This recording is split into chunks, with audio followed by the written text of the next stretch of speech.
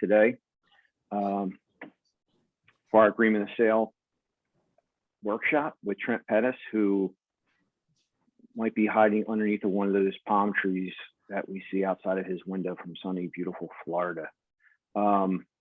Before we get to Trent, one key thing is that this is an interactive workshop. So you're totally welcome to go ahead and ask questions, chime in, interact with Trent and the other folks that are in the room.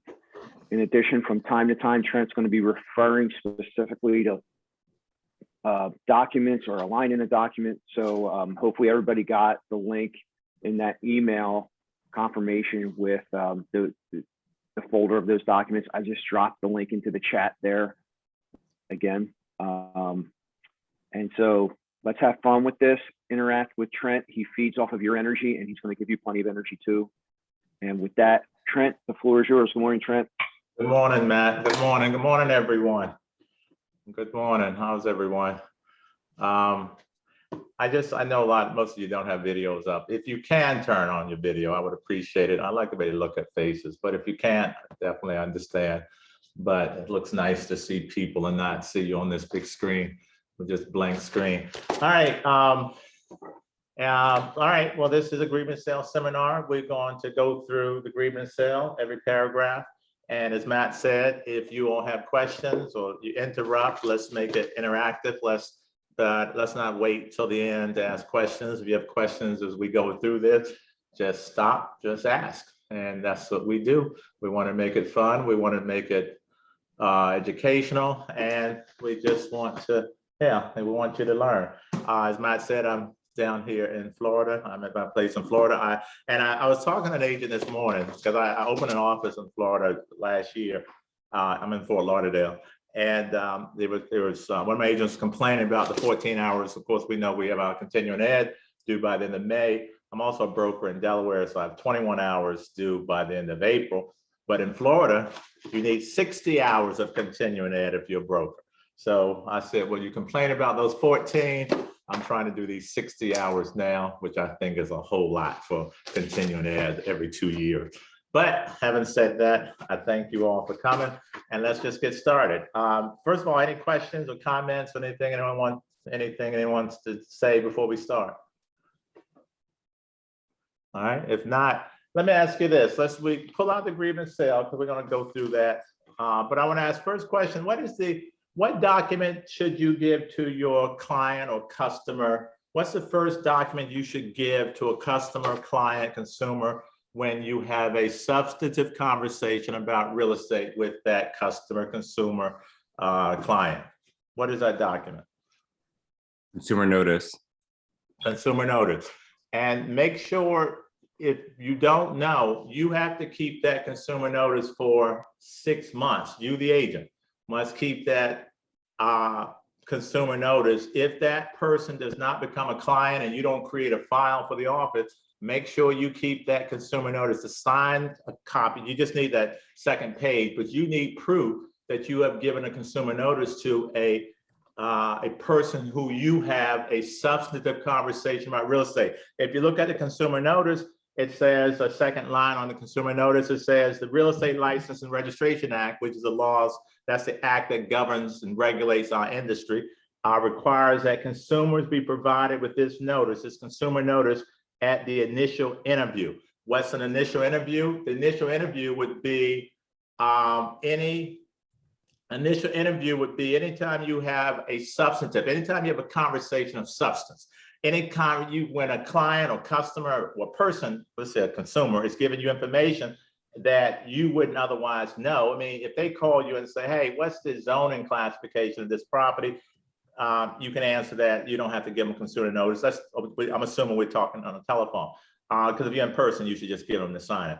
But if you're on the telephone, they say, hey, I see a listing that you have in Brewerytown, and I want to know how many bedrooms. Well, that's not a substantive conversation about real estate. It's simply information that is public. But when they start telling you about their needs, they start telling you they have a pre-approval for $350,000. They have this amount of money in the bank, and they need to, they're in an apartment and need the lease ends in 2 months, et cetera, you need to stop them and say, hey, I need to get you this consumer notice. If you can't get it to them any other way, then you have to do, there is an oral consumer notice that's available to you, and you have to read that verbatim. All right, so just keep that in mind, because the consumer notice is telling that consumer the different business relationship choices that that consumer could have with you. So if you, for instance, if that consumer calls you, you're the seller's agent, they see your sign has your name, they call and ask you information, and they're interested in that property, you don't give them this consumer notice, they're under the impression now that you actually represent them, not necessarily the seller. They don't know you may be the seller's agent. They don't know. They just called the sign and you picked up, you happen to be the seller's agent. Maybe they don't want to work with you as a dual agent. Maybe they would rather have their own agent. So you have to let them know these are the different business relationship choices that you could have with me. I could be the buyer's agent. Obviously, I could be the seller's agent. I may be the seller's agent already. And if I represent both parties, then I would be a dual agent. And you have to have written consent in order. Sorry, what was that? Someone say something? In order to be a dual agent, you obviously need to have written consent from both parties, because not everybody will want you to represent both parties in the same transaction. Sorry about that. All right, let's get to My the mute button. Go ahead. any questions, comments? Let's get to the grievance sale. All right, first thing, let's take a look at it. Grievance sale. Oh, sure. So are you a first-time realtor? And licensed with a member? I think Donna knows she's, okay. So you would submit the application via email, and the fees that we do is our 2 applications, total Donna 160. probably realized that she's So there's a $60 GPAR application fee. State association charges a one-time dollar capital investment fee to first time. I'm not, Cheryl, can you get Matt, ask him to. And then you have the prorated dues for February, which is $539.70. Sorry. So if you were making an application today, the total due would be $699.17.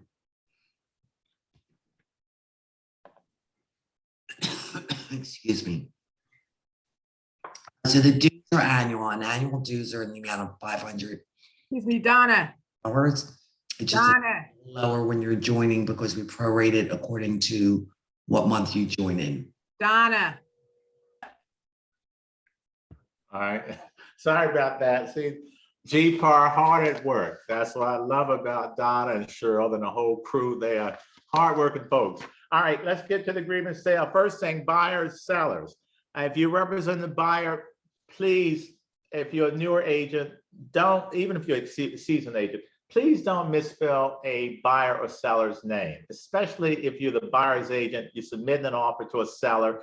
You would think silly things like this won't happen in this business. I've been a broker. I've been in this business for a long time. I can't even tell you how many contracts I have received with misspelled name, my seller's name misspelled.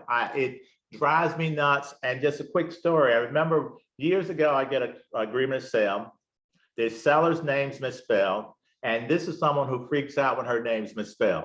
I'd say to the buyer's agent, hey, can you go back and change the seller's name and it's misspelled? He says, oh, just have the seller change it. I submit the offer to the seller. Seller says, he misspelled my name. I said, yes, I told him. And she says, well, I'm not going to accept any offers from this agent. I said, so there's no counter? And he actually gave a really good offer. I call him back and I said, well, he said, well, is there a counter? I said, yes, the counter is, please don't bring any more offers. And the seller was clear, as long as this agent is working with this buyer, I'm not even going to accept an offer from this agent. Long story short, I get another offer, 10,000 less. She takes that over this one because she didn't want to deal with someone who misspelled her name. Can this stuff happen? Does it happen? Yes. Does it happen in office? Probably not. But don't be a sloppy agent. We are professionals. You ought to present a professionally written contract. Do not be sloppy. This says something about who you are. I've been in this business a long time. I've seen a lot of mistakes on these things. And if you got 2 contracts and everything else is equal, and yours has a lot of mistakes and the other one does not, and everything else is the same, we're going with the one that doesn't have all the mistakes. So it does make a difference. All right, so if you're working with the buyer, make sure, or the seller, wherever, if you're working with the buyer, please make sure the seller's name is spelled right. If you're working with the buyer, make sure you put the buyer's full name. If there's a middle initial, if it's a junior or senior, put the full name. If it's Bob P. Smith, put the P in there, because whatever, these are legal documents. But if that Bob is a junior, use junior. The address, I have never put the buyer's address or the seller's address because I don't feel like you need to know where my seller lives. Years ago, probably 20 years ago, I put in a buyer's address. The seller's agent had all kinds of questions about where this woman lived, and to the point where I believe he did not take the offer specifically because of where she was coming from. And I followed this contract through, and when it closed, her offer was better than the offer that closed. It was still, they both were FHA loans. It was not a lot. It was probably a $75,000 house 20 years ago, but he did not take it. But he had all these questions about where she lived, implying that there's all kinds of illegal activity in this neighborhood, and he questioned everything. So at that point, I stopped putting my buyer's address because I don't think you need to know. I personally take it off the seller's disclose. I take it off the pre-approval. I don't think a buyer needs to know that. A seller needs to know it. My job is to represent my client to the best of my ability. If I think it's a possibility that someone's not going to give my client a property because of where he or she lives, then I'm not going to give you that address. All right, but that's totally up to you. Let's go down to the address. And any questions, please stop me if you have any comments, any questions. I want to just talk for 3 hours. Make sure you put the address, correct address, the municipality, zip code, the county. School district is a big one. Many people move out of the city because they want to go to a particular school district. If you get that, first of all, if you're the seller's agent,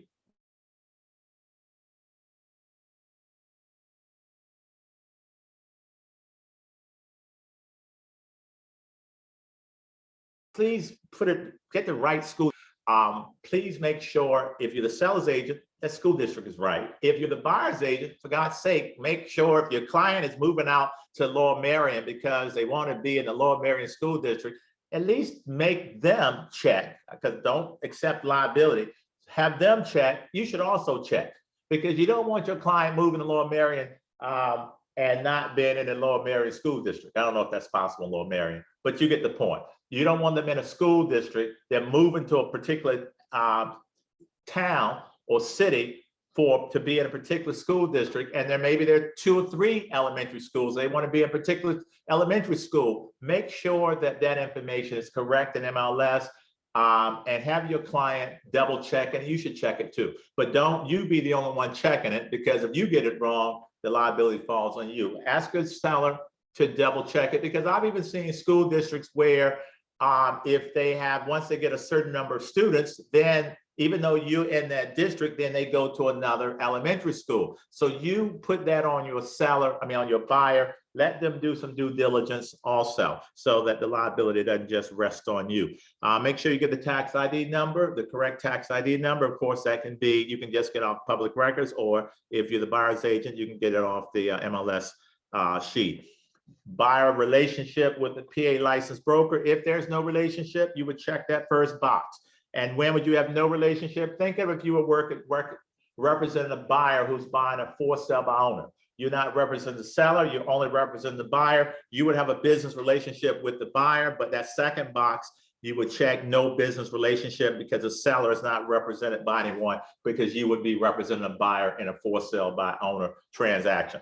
But if you are representing that buyer, you make sure the broker of course is a company, and make sure you put all the information, that the company's license number, the address, phone number, fax number, and on the second part, on the right-hand side, your information. You're the licensee. Put your information. If there's more than one of you, if you're co-agents or both are working with this person, put both names. Put the information of both people. If there's more than one agent, you put your license number, your direct phone, email. Now here's where I see a lot of mistakes. Go back to the left-hand side, the broker. Obviously, the broker is a company. Remember, the broker every contract is between the broker, the company, and the client.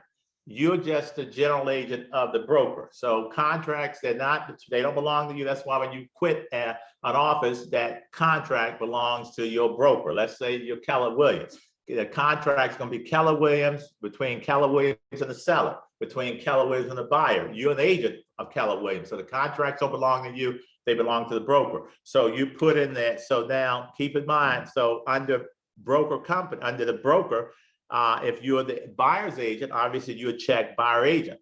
And remember, if you're a buyer's agent, everybody in your company also is a buyer's agent, because the broker is Keller Williams in this example, and not you. So Keller Williams, so everybody who works in that brokerage also has the same fiduciary responsibilities to that client as you do. So just keep that in mind. So whatever you learn in a company is confidential and it remains in that company. So you can't go outside of your company discussing something you heard about, or about a seller, or for instance, a seller says, hey, this property is listed for $550, but I'm willing to take $500.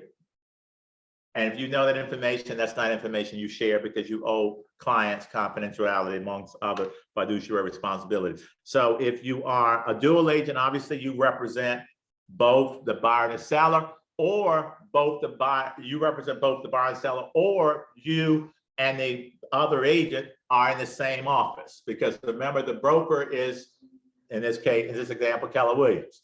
So if you work in Keller Williams, Philly, or the Keller Williams, Philly, and someone in Keller Williams, Philly is the seller's agent, then you're also a broker's agent. A dual agent. I'm sorry, you're also a dual agent. So you're a dual agent if you represent both the buyer and the seller in the same transaction, or if you and someone in your brokerage has the other party. All right, because remember, the broker would be the company.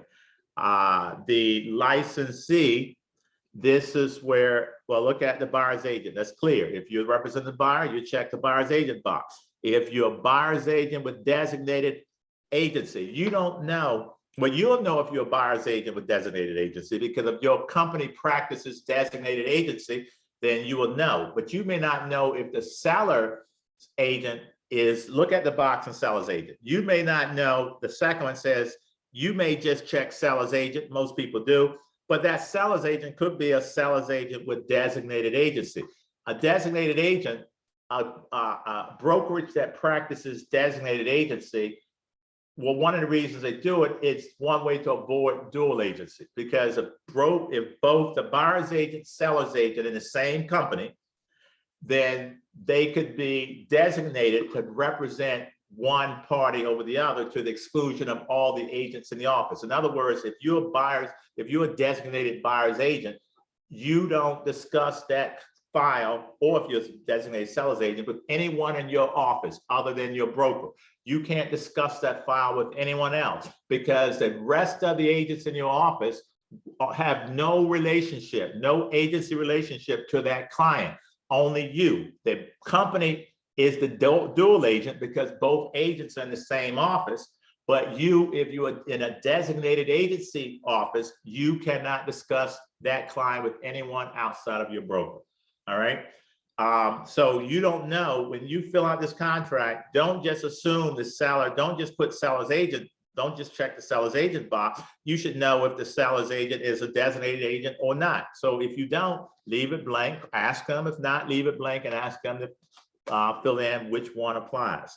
Obviously, if you are a non-agent, or you don't have a relationship with either buyer or seller, you see under seller's agent, or under both buyer's relationship, seller's relationship, you see transaction licensee. A transaction licensee is a person, an agent who basically just does the paperwork for that client. All right, you don't represent either party. Someone comes to you, says, hey, I want to buy this property from my niece. She's going to sell it to me for $100,000. I'm going to give her $10,000 down. We're going to close on end of March. You just fill it in the blanks. You're not giving them any advice or counsel. You're not saying to them, you know what, I think that price is too high, or I think that price is too low. You say nothing. You're simply doing the paperwork, making sure that the buyer has a consumer notice, making sure the seller fills out the seller's property disclosure statement. So you're doing those kind of things. You're not giving any advice. You're not telling them, I think you should do a home inspection, or I think this. You do nothing. You don't give them any advice. Your job as a transaction licensee is simply one thing. That is to do the paperwork and not to give any advice or counsel, because that is not your job. Any questions, any comments? I wish somebody would have a question, but if not, let's go on to this, the date of the agreement sale. This is what I recommend. Always put the date that the buyer signs a contract, because dates are so important in this contract. So it makes it easy. For instance, if you are drawing this up today and you're going to meet a client at office tomorrow, don't date it for today, date it for tomorrow. So that way, the date, this contract is dated the same date that your buyer signs it, which should be the same date that you send it over to the seller, all right, or the seller's agent. So that's one way that you know these dates, because when you start negotiating back and forth and counter offers back, it's easier to know that the date of my contract was the same date that my buyer signed it, which is the same date that I sent it over to the seller's agent, all right? Purchase price. Let me ask you this. If I don't, well, the purchase price, initial deposit. First of all, if I don't have a deposit, earnest money deposit in this agreement, is this contract valid? Do I have to have an earnest money deposit? Do I have to put money down when I buy a property? No, Yes, Who says yes? I said yes. And why do you say yes, Fred? Well, it gives you interest in the, No. Wait, before you finish that, I'm saying, is it mandated is what I'm asking. Do you Oh. have to? oh, yeah, then you, no. Okay. So yes, now I agree with Fred, you should. I mean, I'm not taking a property off the market if the buyer puts no money down. But I remember a mother selling to her daughter, and she specifically said to me, do not make my daughter put any money down. That's the only time there was no earnest money deposit in my career. But sometimes I only ask that question because sometimes agents think that if there is no earnest money deposit, then you don't have a valid contract. Well, the purchase price is the consideration in this contract, not the earnest money. So yes, you could have a contract with no earnest money because your purchase price is your earnest. We know a contract has to have consideration. Consideration is something of value, but I don't have to have an earnest money. I have to have a purchase price in here. All right. So initial deposit is 5 days if you leave it blank. If there's an additional deposit, I made this mistake as a younger agent. I think anybody who's been in this business a while, will honestly tell you that they have done this. Don't you ever do it. You got a second deposit due. You know the agent calls you, says, hey, Trent, I have the second deposit here. It's due today. Is it okay if I just swing it by in the morning, first thing in the morning? And you say, of course, Fred, just bring it over first thing in the morning. Don't ever do that. Why is that? Because what if that buyer decides to overnight that, you know what, I don't want to buy that property. Oh, by the way, Mr. or Mrs. Agent, don't give that second deposit. Don't ever make any decisions for a client without getting permission from the client. That is not your job to decide that it's okay, because technically that person has now breached the contract. If they don't get that second deposit in by midnight tonight, let your seller tell you what to do. The seller may say, you know what, I'm okay with that. We'll give them one more day. You may have a seller who says, you know what, I'm not okay with that. And I want them, and I'm going to sell it to my neighbor who's willing to give me more money. So I'm glad they aren't going to bring the money. So now they have breached the contract. Don't make those decisions. Always talk to your client. Never make decisions for your clients. Give them the information, give them the facts, let them make the final decision. I never tell my clients what to do. I lay everything out and we go through everything, but I say it is your decision. My decision may be different from yours, but I am not making your decision, because then it comes back on me when you're not happy with the decision. All right. So make sure if you have a second deposit that's due, get that second deposit on time. And if not, you need an extension, ask for an extension, get an addendum, extending that second deposit to whatever date you need. Just don't assume that it's okay to get it to them tomorrow when it's due no later than today. All right. Question. Yes. In this age of COVID, and we're getting in Pennsylvania a lot of New York and New Jersey buyers. If the buyer says, I put the deposit in the mail and I put it in 3 days before it's due, but because of the mail system, it doesn't arrive on time. How do you deal with that? It doesn't arrive. First of all, on the I date don't it's believe, due. well, first of all, I don't believe in putting deposit monies in the regular mail. I would send it overnight. That's how you deal with that. You track it. You sell them, put the mail. But I have seen deposit checks come 10 days late, and they were time-stamped the date that they told me. I would never, if I'm working, if you call me and you have a deposit and you're going to mail it, I would insist that you put it in an overnight mail so that it can be tracked. And I know that way you have proof that you put it in the mail, and let's say there's an issue, that's not on you. But put it in regular mail. I don't know whether you put it in or you didn't, but I would not put a earnest money deposit in regular mail.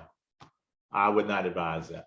I would either drop it off or I would send it overnight, because you really want to track that. All right.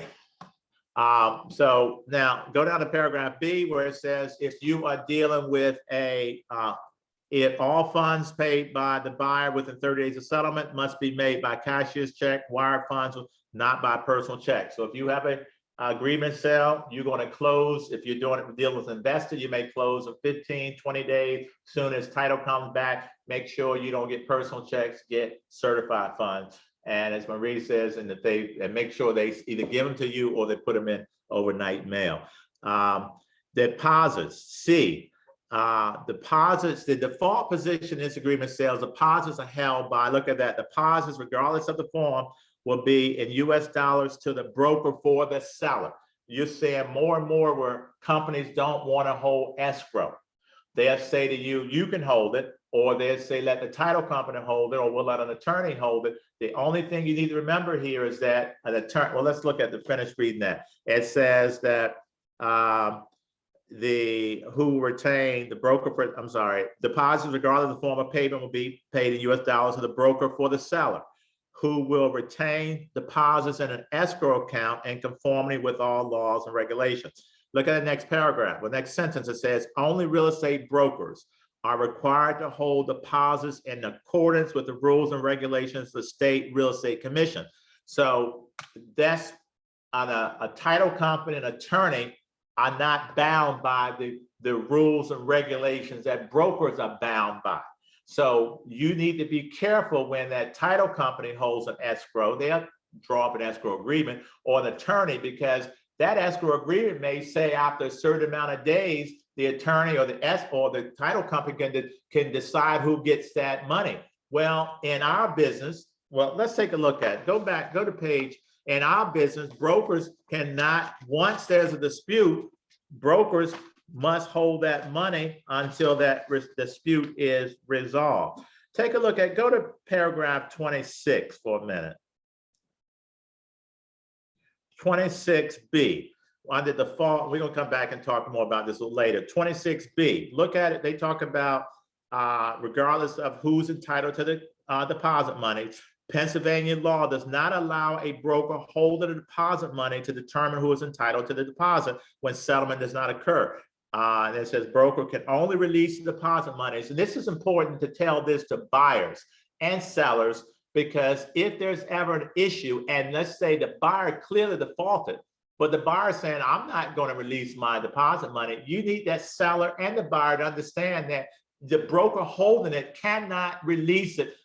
Only can release if one of four things is happening. Take a look at that. The broker can only release the deposit money. One, if the agreement is terminated prior to settlement and there is no dispute. So number one, there's no dispute. And usually if there's no dispute, you want something in writing. Buyer says, Seller says you can return the $5,000 deposit to the buyer. They both sign off. There's no dispute.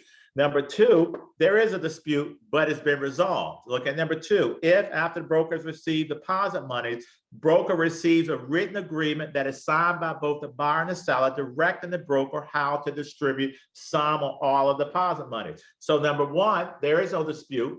Number two, there's a dispute. There was a dispute, but the seller and buyer resolved it. Maybe they said, you get 25%, I get 75, you get 50, I get 50, you get it all. But they have resolved it.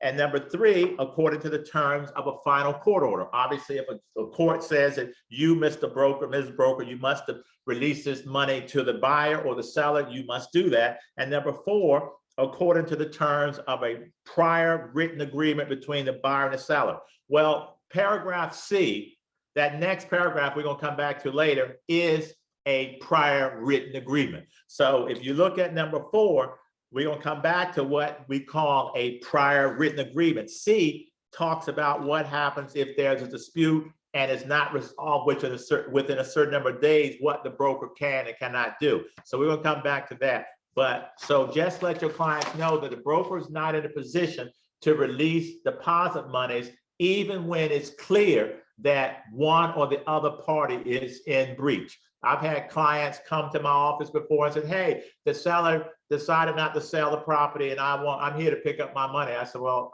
I can't release it unless you all have something. The seller has to tell me, or, you know, there has to be some other things going on, but I can't just give you a check. At that point, the broker just becomes an escrow agent. The only thing when there's a dispute, the broker can do nothing until one of those four things happens.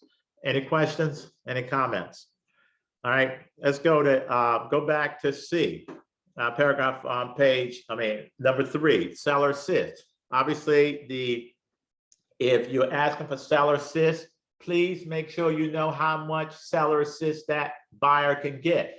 I've got many contracts in my days where it's asking for 6% seller assist on a conventional loan. Well, a lot of conventional loans don't allow 6%. They may only allow 2 to 4% depending on down payment and other things. So you need to talk to the bank first, the loan officer, to make sure you know before you write this up, how much seller assist can my client get? If it's FHA, you know it is 6%.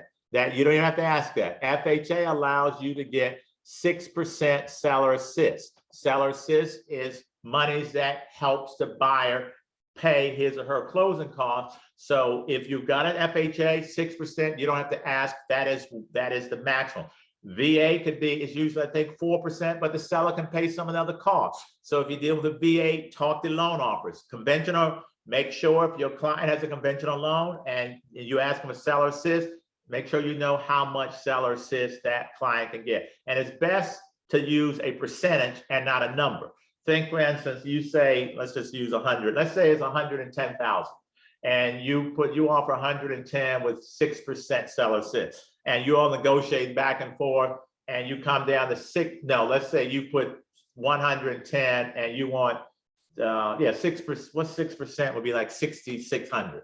But then you all change the price 100, but you leave that 6,600 in. Well, 6,600 is more than 6%, so that's going to be kicked back. So if you just put a percentage, it doesn't matter because it's based on the purchase price. So just, I don't know, I hope you all understand that.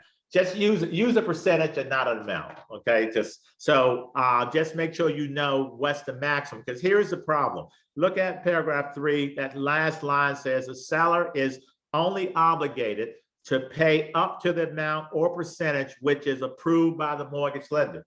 Well, if you put in 6% and the lender only approves 3%, the seller's not obligated to go back and renegotiate the terms. It simply means your buyer can now only get 3% as opposed to 6%. You may have an unhappy buyer because that buyer thought that he or she was getting 10, 12,000 in assist, but now it's been cut in half. So before you write this up, please make sure that you know that number, because what will happen, and I've had it happen, where the agent put in 6% for conventional, and they told me they could get it. Then they come back and say they can. I said, okay, well, we'll just give you the maximum amount of assist you can get. But we're not going to give you, we're not reducing the purchase price. We're not giving you a home warranty. We're not doing anything. That's just your mistake. All right. So don't make that mistake. All right. Any questions? All right. Then paragraph 4, settlement date. Make sure its settlement date is not on. Check the calendar. I can't believe the number of times I've seen settlement dates that fall on the 4th of July, fall on a Sunday, fall on Christmas Day. I mean, I'm like, take your time. Again, you're professionals. Don't put together sloppy contracts. Look at a calendar. Look at a calendar. You don't want a Sunday. You don't want a Saturday. Make sure it's a weekday. All right. And settlement will occur, B, in the county where the property is located or in an adjacent county. So keep in mind, if you're the buyer's agent and you choose where the settlement would be, it has to be in the county where the property is located. If it's Philadelphia County, it has to be in Philadelphia County or a county that touches Philadelphia County. It can't be in Cherry Hill. You can't decide, oh, well, it's Cherry Hill. We're going to meet in Harrisburg. Yeah, I mean, you all could agree to anything. Both parties could agree to meet wherever you want to meet, but it needs to be wherever that property is located. That's the county in which that property, where your settlement should take place during normal business hours. Can't be at 7 o'clock on a Monday morning. All right. Any questions? Go down to F, payment of transfer taxes. Transfer taxes are to be divided equally unless you all agree otherwise. Transfer taxes in Philadelphia, 4.278%, and 3.278% goes to the city, and 1% goes to the Commonwealth of Pennsylvania, and the 3.278% goes to the city of Philadelphia. So make sure you understand. You can negotiate whatever you want. Everything in the contract is negotiable, but if you leave it where it is, the buyer will pay 2.14%. The seller will pay 2.14%. All right. Trent, excuse me, can you say that, please? What was that? Can you say that again, please? Say what, the numbers? Yes, I have the 4.278%. And the buyer will pay 2.14%, and the seller will pay 2.14%. And I don't know if you're saying the total is 4.278. The city of Philadelphia gets 3.278 of that 4.278, and then the state gets 1%. Everybody, no matter where you are in the Commonwealth, you have to pay 1% transfer tax on every time a property sold. Other counties that surround Philadelphia County are mostly 2%. 1% goes to the county, and 1% goes to the state. You can find places, I think, there's some 5%. I don't know. I forget. Maybe Reading is 4 to 5%, or Scranton. There's a couple places in Philadelphia. I mean, in Pennsylvania, that's higher than Pennsylvania and Philadelphia, believe it or not. And we're high. I mean, I think we have some of the highest transfer taxes in the country. All right. G. One of the things that you must do, make sure your seller understands this. A possession is to be delivered by deed, existing keys, and physical possession to a vacant property free of debris, with all structures broom clean at the date and time of settlement. Please make sure your sellers understand this. If you are writing up a contract, which I've seen many times, where buyer says that the seller must remove all personal items, you don't need to say that. The agreement says that you, Mrs. Seller, must deliver this property to the buyer free and clear of all debris, broom swept clean. So make sure your seller understands that filthy couch in the basement must be out before the date of settlement. You cannot decide to leave junk behind. We all, if you've been in this business a while, gone in properties, and you see stuff that sellers, big items sometimes, that sellers decide when they move not to take. What I would do is we all have cameras, take video, take pictures, send it back to the seller's agent, say, hey, there is a bed still in one of the bedrooms. Now we need to negotiate how much this seller will pay my client to remove this bed. Now we have to, before we sign anything, we now need to, you say 300, we'll take $300 and we'll fine. All right, but that's why you always do a pre-settlement walkthrough on the day of settlement, not the day before. There are people in our industry who still will do a pre-settlement walkthrough today on a settlement that's Monday morning. You don't know what's going to happen Friday or Saturday night. You go Monday. If the settlement's 10, meet there at 8. Look at the property. What if the kids were out playing baseball and one of the baseballs comes through that big, beautiful, expensive bay window that's going to cost $3,500, $4,000 replaced? You would have known that if you went there Monday morning, because this happened Saturday afternoon. Do your pre-settlement walkthrough the morning of settlement, or day of. I mean, the day of. Do not do it the night before. Go back to H. I mean, not H. If you are buying a property with leases, if you're buying a multifamily property, make sure you get copies of the leases. If they don't give it to you, you see that box that says a tenant occupied property addendum. If you don't get them at the time, make sure you use that tenant occupied property addendum that basically says the seller has 5 days to get you these leases. You can always change that if the seller needs more time. And what I do when I get leases, I make the buyer's initial every page of those leases, because that way they cannot say they did not receive them. They know what the rents are. They know how much security deposit. They know when what the terms of this lease agreement is. Make them initial each page and that they received it. Make sure that, and if there are no leases, and there are a lot of people with these verbal leases or these month-to-month, if you have a person, you buying a property, and they say they don't have a lease, then have that agent write what we call a memorandum of lease. Write down the terms. I said, well, what's the amount of the rent? Oh, it's $700. And what do they pay? Oh, they pay all utilities except water. They have with a security deposit of $700.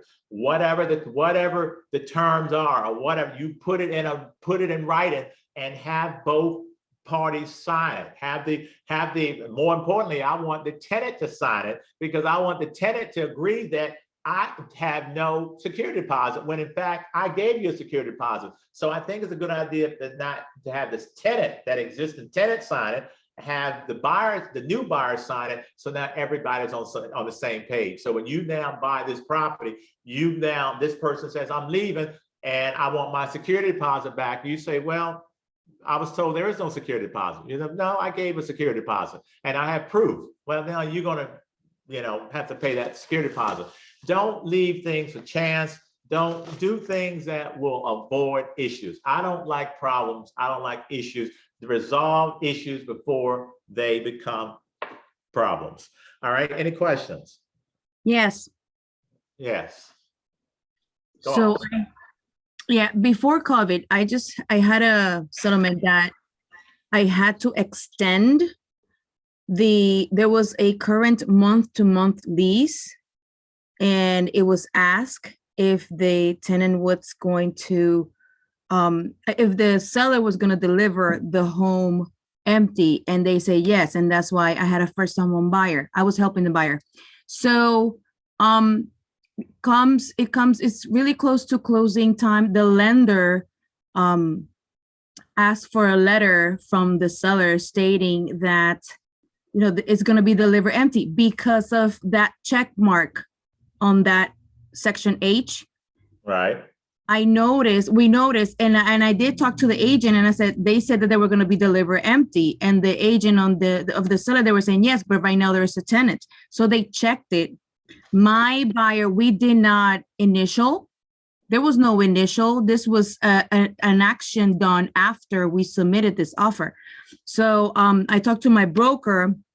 My broker advised me to talk to the lender to see how the lender is going to take this. So the lender requested this letter stating from the seller that they are going to deliver this home empty on closing. And the seller agent continues saying, but there is a tenant living right now. They're not until they finish. And it was we just had to extend 2 more weeks. So the buyer, but the tenant left? So the tenant left. Once the tenant was left, then they did that letter stating, yes, it's empty. Then we submitted to the lender so the lender could finish the whole process. Yeah, well, COVID messes everything up, because remember, at one point you couldn't even evict anyone. So I'm sorry, go on. I'm sorry, Trent, this was before COVID. That's what I'm saying. This was before COVID. So my question is, this is checked when I believe is that the buyer is accepting and continuing and honoring a current lease. So, but what if, a first-time buyer is buying and it was agreed that it was going to be delivered empty? Do they need to check this because there's a current tenant or not? You have to check this if there's a current tenant. Well, no, you don't. You only have to check this if you don't have the leases. If you have the leases, you don't need it. You don't need the tenant occupied property addendum, because you don't remember the new owner has to honor any existing leases. So there is nothing that says a tenant has to leave. I mean, it depends on what the lease says. You cannot deliver. You could buy the property if they're month to month and give that tenant a 30-day notice. That's all you have to do is give a 30-day written notice to have a 30-day a month-to-month tenant vacate. But I'll tell you this: if I'm representing the seller, I'm never going to have those tenants move out. Of my seller is now not collecting rent, and your buyer may not buy my property. So that's a decision. But to get back, the check is what this says is that if you have the leases, and let's say if you got that lease agreement, then you would need to check that. But if the seller did not give you the lease, there's a triplex and you don't know what the terms are, you check that tenant occupied property addendum, because this is saying I have a certain number of days where you have to give me the leases. I get to look at them, and if I'm not happy with the terms, I could back out of this deal. Because let's say you're buying a property as an FHA property. I mean, you get an FHA loan. Well, you have to live in one of those units. You have to move into one of those units because it has to be your home. You have to occupy one. And if you have 3 tenants and all their leases go for another 10 months, there's no way you can occupy one of those units, which means you're not entitled to an FHA insured mortgage loan. All right, let's go on to time is of the essence. Time is of the essence just means that you must adhere to all the terms, all the dates, terms, everything in this contract. This is a contract. Let your clients know that this is a contract. This is not, you can't just arbitrarily make changes to this. The only way changes can be made is if both parties agree. One person can't decide, you know what, I'm gonna change the settlement date to instead of March 31st, I found out that's not good, I'm gonna change it to April 1st. Well, you can't do that unless the seller and both parties agree. Otherwise, you may be in default. One of the other things I want to say about the leases: make sure your seller understands, kind of in line of I think what Adam was saying. You cannot extend, you can't create new leases, extend leases, do anything once the buyer and the seller have fully executed this contract. Let me look at it. Go back to H. It says, the last part, it says buyer, is that where it leases? Seller will not enter into any new leases nor extend existing leases for the property without the written consent of the buyer. Buyer will acknowledge existing leases by initialing the leases at the execution of this agreement. So make sure you understand, or your seller understands, that once this contract is signed, you cannot do anything. You can't say, oh, you know what, I'm gonna extend your lease, I'm gonna give you a new lease, this unit's vacant, I'm gonna rent it out. No, you can't do anything without the consent of that buyer. All right, so time is of the essence. Make sure you know the dates and you adhere to all the dates and the time limits within the contract. And look at C. This is important. The execution date. We talked about the execution date throughout this contract. The execution date is the execution of this agreement is a date when the buyer and the seller have indicated full acceptance of this agreement by signing or initialing it. Once both parties have signed the contract, it is now, that's the execution date. The execution date is if the buyer signed it yesterday and you submit it to the seller's agent today, the seller signs it the 18th of February, the execution date is February 18th. So now you count, when you count, for instance, you're doing 10 days, you have 10 days to do a home inspection, for instance. You don't count the 18th. You start counting the 19th. That would be the first date, all right? Don't count the date of execution. The date of execution is the date that the last party signed. And so if you have 10 days to do a home inspection, you would start counting the 19th will be day 1, the 20th, day 2, et cetera, et cetera. All right. And if you look at this, go back to see, it says a number of days will be counted from the execution date, excluding the date this agreement was executed and including the last day of the period. And remember, holidays, weekends, I counted. Do not bypass weekends. Execution date means calendar days. All right. Doesn't matter if it's a holiday, weekend, you count it. All right. Oh, I think A, I kind of skipped over A. Look at A, written acceptance of all parties will be on or before this date. So you're saying when you submit this contract, you're saying to the seller, you have to accept my contract by the 19th or by the 18th. If you're in a really hot seller's market, that date is irrelevant, I can tell you, because the sellers don't care. They're gonna get so many offers. They don't care. If you want to back out, back out. They got 18 more offers. But if you are in a hot market, and let's say the property is 500, and you offer the seller 700,000, and I've had clients do that, I would say I'm giving you to noon today to sign this contract. I'm not giving you till tomorrow. I'm not even giving you to midnight. If we give you a super, phenomenal offer, you should say you need to sign this basically within the next couple of hours. Otherwise, we may go find something else, or we may still buy it. But if I'm giving you that kind of offer, do not sit around and wait and hope you get something else. You need to be signing this one. Does that make sense? No, doesn't make sense? Yeah. Yeah. You all don't, are you all learning anything? I can't tell. No one's talking. So I never, when people don't talk to me, I think no one's Yeah. learning anything. Yes, One person. yes. All right, so one person. All right, thank you. Yes, We're all muted. Yeah, I'm listening. yes. Understood. All right, thank you. Because I said, well, maybe I could go back. It's sunny out. The pool is there. Maybe I go jump in the pool since they're not listening. They don't care. But all right, since I keep going, since you all say. All right, go over to zoning, paragraph 6 on the zoning. Make sure if you are selling a piece of property that is residentially zoned, you don't have to put the zoning classification, but please put it anyhow. I don't believe you ever leave anything blank in a contract. Put NA if it doesn't apply, but look at zoning. It says failure of this agreement to contain the zoning classification, except in cases where the property is zoned solely or primarily to permit single-family dwellings, will render this contract, this agreement voidable at the buyer's option. So if you, for instance, are selling a commercial property and you don't put the zoning classification, then the buyer can void this contract. But you don't have to put zoning classification if it's residential, but please put it there anyhow. Don't leave this blank. This is not a block space you should leave blank.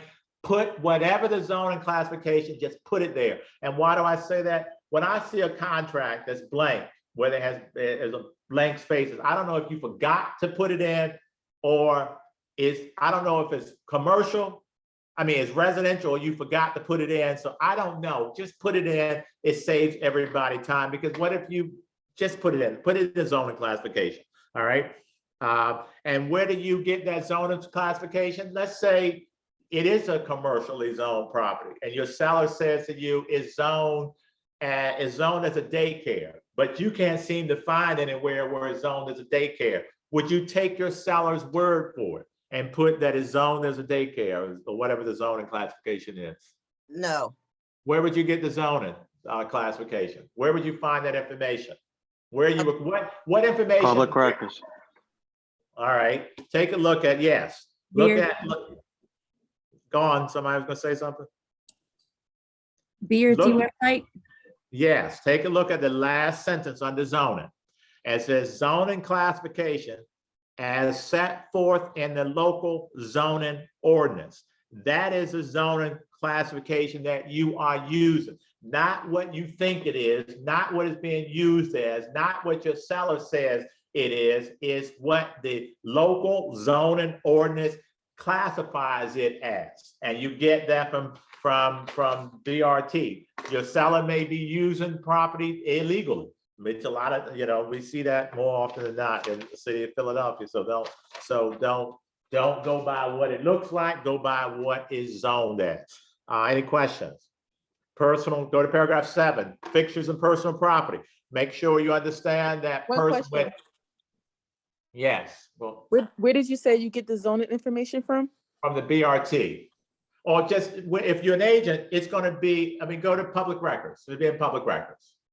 If you pull up what do you call the sheet, somebody, in public records, what has all the information. If you go to public records, you pull up that property address, and it's gonna tell you the zoning classification. Just go to BR, go to Emma, you member of Bright, go to Bright, go public records, and in public records, pull up that address, and it will have the zoning classification in it. And Link on the chat. what was that? I put a link on the chat. Oh, okay, thank you. All right, go to fixtures and personal property. Make sure your clients understand that when the buyer looks at your property and then that buyer makes an offer, everything that's real estate should be there when they come back.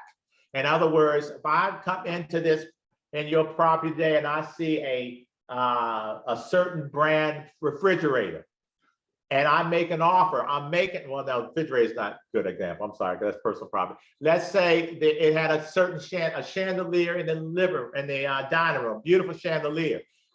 The seller can't then take that chandelier, this expensive antique chandelier, replace it with an inexpensive one, because what I saw when I came to your property is what should be there when I come back.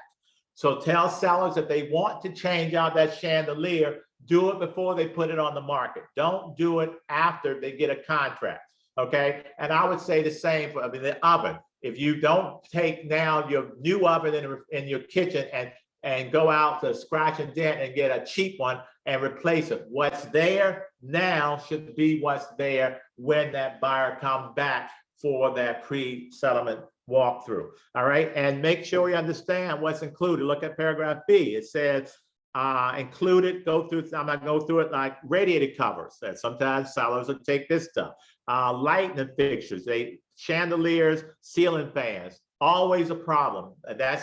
Do not take out anything. Ceiling fans, chandeliers, once you get an offer. You tell that seller that must remain. You can negotiate that before you all come to the terms of this contract, but not afterwards. All right.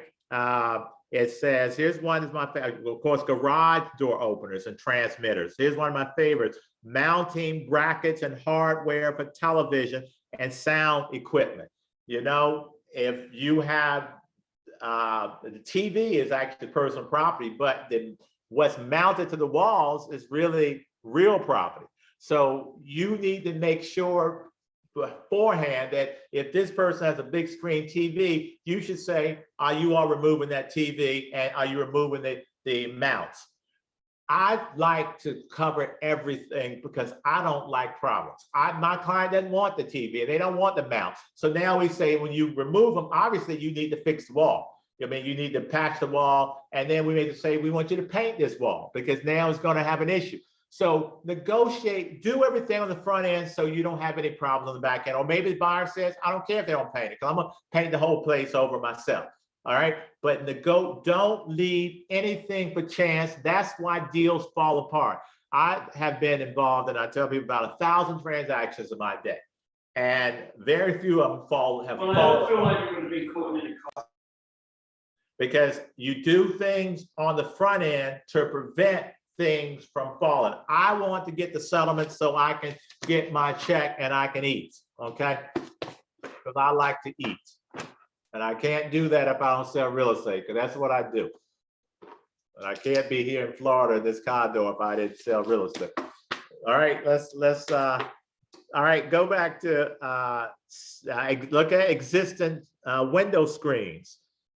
How many times, I don't know what sellers seem to do with window screens. I think they eat them. Shades and blinds, awnings, the range. The range must be there. Range of oven, make sure an oven is there. Your seller can't take the oven. That's a part of this contract. All right. So anything that they want to exclude, you see paragraph D, excluded. You would write anything you want to exclude. If you excluded the refrigerator, or if you excluded whatever it is, this chandelier, but make sure you understand what will happen to this chandelier. Are you going to replace it? What are you going to do? And if you're going to replace it, make sure you know exactly what they're going to replace it with. Find the model number, the color, the size, do everything on the front end so you have no problems on the back end. Make sense?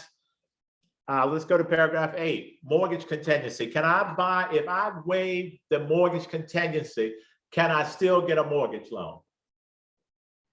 Yes. Yes. Does the seller have to cooperate with me even though I waive this mortgage contingency and I get a loan? Can the seller say, wait, no, you waived this contingency, so no, I'm not even gonna allow the appraiser to come into my house? Could the seller do that?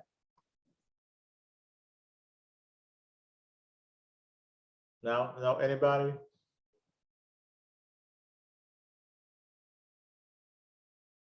Why is it so quiet? No one, did y'all? I want to say yes. So the seller, what was that, Quentin? Seller, you waive the mortgage contingency and the bank wants obviously to do an appraisal. The seller says, since you waive the mortgage contingency, I'm not going to allow the appraiser to come in. And Quentin says, yes. So you all agree with Quentin? No, you have to allow, even though the buyer waived the mortgage contingency, but the seller still has to cooperate with the lender and anything they need in order to make this loan happen. Just because now the only thing is that if the lender comes and says, hey, it appraised for 300 and it appraised low, well, the seller goes, I don't care, because it's not contingent on a appraisal, it's not contingent on a mortgage, so it doesn't matter. So if the bank comes back and says, I want the seller to do, or I want these repairs done before we go to settlement, the seller says, well, that's fine, you can do them, because this contract is not contingent upon financing. So, but yes, you have to cooperate. The seller still needs to cooperate. Take a look at it. It says waive. If I waive it, why do I waive it? Because in a really good market like we've had for a while, there's a lot of competition. If I know I have great credit, I know I can get pre-approved, I know I have money in the bank, enough to show that I can buy this property, I waive it, which means I have a better chance probably of getting this property in a hot market where there's 15 other offers. All right, so waive, it says this sale is not contingent upon mortgage financing, although the buyer may obtain mortgage financing and or the parties may include appraisal contingency. First mortgage on the property. If you're getting a loan, you have to put the information, the loan amount. Make sure you put the minimum terms. Usually going to be 30 years, could be 15, 20, 30 years. What kind of mortgage is it? Is it VA, conventional, FHA? And for conventional loans, what is the LTV? Is it 80%? Is it 90%? Whatever it is, you put it there. Interest rate. It says the interest rate, put what the interest rate the buyer is willing to accept up to, you see those two lines. The interest rate, let's say it was 3%. And then the other line to not to exceed the maximum interest rate of, let's say, 3.25. So in other words, if the buyer could not get an interest rate lower at 3.25 or below, they would not have to go through with this deal. But if the seller offered them lower than 3%, they have to go through. It's only if it's more than 3.25, all right? And then that last blank would be if there are points. The seller could say, the buyer could say, you know what? I'll take this property, but if that lender's gonna give me more than 2 points, I don't want this loan. Well, a point is equal to 1% of the loan amount. So if I'm getting a loan for 300,000, 1 point would be 3,000, 2 points would be 6, and 3 points would be 9. Well, maybe the buyer says, I'm willing only to pay up to 2 points on this loan, not 3. So if you put 2 there, if the lender says we're gonna charge you 3 points, the buyer can say, I'm not going to take this loan, and the buyer can back away and get his or her earnest money deposit back. Any questions? On the mortgage, Yes. yes, go on. Going back to waiving the mortgage, I've seen some cases where the buyer has elected a mortgage but waives the appraisal. Can you Yeah. talk about that? That's what you said. You say, I'm gonna get a mortgage loan, but it's not based on the appraisal amount. Because remember, think of this. Let's use an example. If you get an FHA loan, the property must appraise for the purchase price or higher, FHA or VA. So let's say I'm buying an FHA property for 300,000. It has to appraise. Well, you know, FHA, that's not a great example because it has to. Let's go back to conventional. You are willing to accept this property regardless of what the appraisal says the value is. You want the property. You're not making it contingent upon an appraisal. You don't care what the appraised value is. I had an agent who about 6 months ago sold a property out in one of the counties, and the property is like 800. They waived the mortgage contingency. I mean, the appraisal contingency, the property came in at 750. They didn't care. They wanted this property. And they paid the difference. They had the money to pay the difference. They didn't care. They wanted this property. They wanted the school. They really wanted the school district is what they wanted. So, I mean, if you really want a property, you may do it. Would I do it? No. But if I really wanted a property, I may. You don't come across that often because most people don't want to buy a property that's not worth it. I mean, I don't want to buy a property for 700,000. So, I mean, 850 when it's worth 700. I personally wouldn't do it. But you know what? That's why I don't ever tell buyers what to do or sellers what to do, because just because I wouldn't do it doesn't mean you wouldn't do it. And I have clients who would do it. That's why you let clients make their own decisions because, all right. Is that the answer to your question? That's all I can say. I'm sorry, Marie. All right. Can I ask a question? Can I ask a question? Yes. So if it is FHA, so it definitely has to appraise at that value, correct? Yes, that's appraised at the purchase price or higher, FHA or VA. Okay. It cannot, if it appraises lower, well, while we're talking about it, take a look at the next page, the bottom of page 4, where it says FHA, VA, if applicable. If you have an FHA, only fill out this box if you have an FHA or VA borrower. And it says, you see that first line, you put in the purchase, insert the purchase price. So if the purchase price is 300, that's what goes there. And this is saying that this property must appraise for 300,000 or more. Otherwise, this borrower can walk away from this deal and get his or her earnest money deposit back.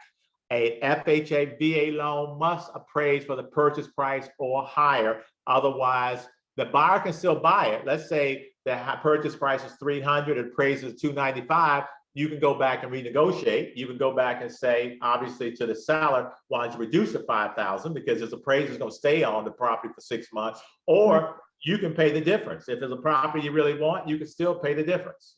Okay. All right.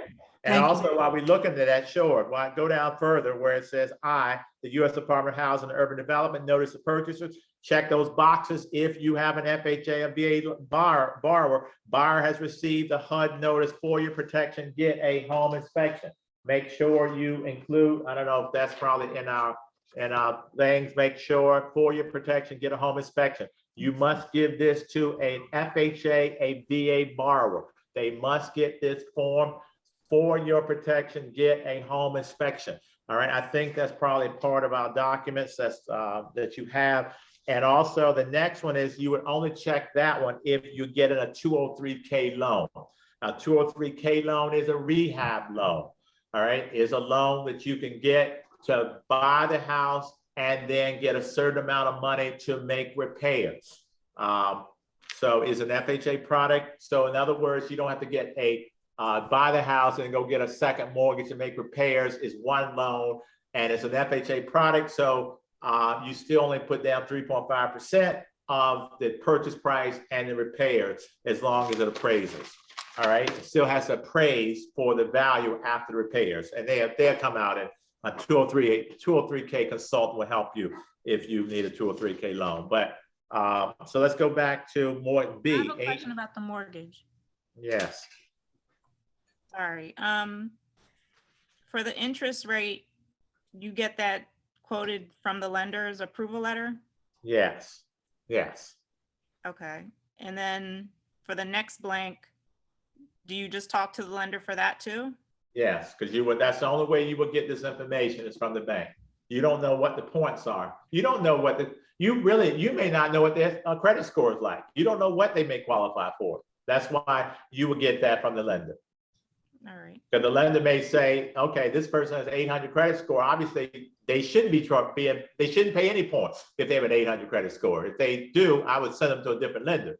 All right. But if you have a certain credit score, you may have to pay some points, but you get that information from the lender. Don't ever just assume it. Don't guess it.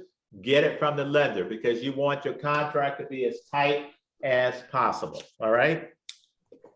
Paragraph 8B, the mortgage that blank is a mortgage commitment date. Make sure that you can write in that's the date, that's a mortgage commitment date. That's the date that the bank gives you a commitment, basically saying we are committed to lending you this money, but we may have some conditions that you must satisfy.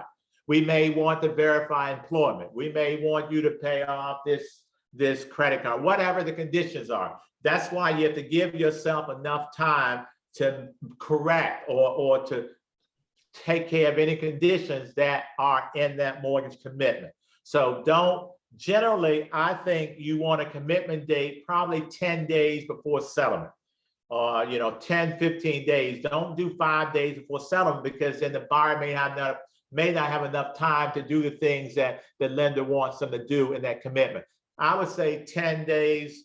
Well, 7 to 10 days is probably enough. 7 days, I would probably say 10 days. All right. But at least 7, no less than 7. Okay, to clear up any conditions, because you may not have any, but if there are some, you want the buyer to have the time to be able to clear them up. All right. What happens if I don't get a mortgage commitment? Do I lose my earnest money deposit? No. What do you? If that mortgage commitment, that mortgage commitment date is today, yesterday, can the seller's agent call and say, you know what, my seller's going to terminate this contract and keep your client's money? Can that seller do it? No. No. Yes. Who says yes? Me. Why do you say yes? Are you just guessing, or you know something the other folks don't know? What is it? Conchetta, why do you say yes? Just curious. Because a lot of people actually think the answer is yes. Okay, because the mortgage commitment letter is due by a certain date. So if it's not there, the seller can terminate. The seller can terminate, that's correct. But now can the seller keep your money, your earnest money deposit? Well, I would think because the buyer is in default of the contract, so. Would you think a buyer should be held responsible because he or she tried to get a mortgage loan and for whatever reasons they now can't get it? You think what did a buyer do wrong? I always think you should lose your deposit when you did something wrong. What did a buyer do wrong? Maybe the buyer's hours were cut, and so now they don't make as much, and now they can't get the loan. What if the buyer got laid off because of COVID, now they can't get the loan? What did a buyer do wrong that he or she should now lose that $5,000 deposit that was put down? Let's take a look at this. I want you to take a look at this, because a lot of people think that you get to keep that money. The answer is you don't. But take a look at if this agreement is terminated. I'm sorry, look at 2. It says seller may terminate this agreement by written notice to the buyer after the date indicated above if that mortgage commitment is not, indicated above in the documentation demonstrating lender's conditional outright approval. That's a mortgage commitment. Is not received. It says A, it does not satisfy the terms of AA. So let's say you get a commitment and you say you get a conventional loan. This says FHA loan, they could terminate it. 2, contains any condition not specified in agreement sale. You get a commitment that says the buyer must sell his house in Cheltenham in order to buy this. Well, that wasn't one of the conditions. I'm gonna terminate this. C, if the agreement, I'm sorry, and 3, it says, if this agreement is terminated or the mortgage loan is not obtained for settlement, all deposit monies will be returned to the buyer. And the buyer will be responsible. Now, buyer will have to pay, will be out of certain costs. Buyers will be responsible for any costs incurred by the buyer for any inspections or certifications obtained. You know, they would have done, maybe they would have paid for an appraisal, they did a home inspection.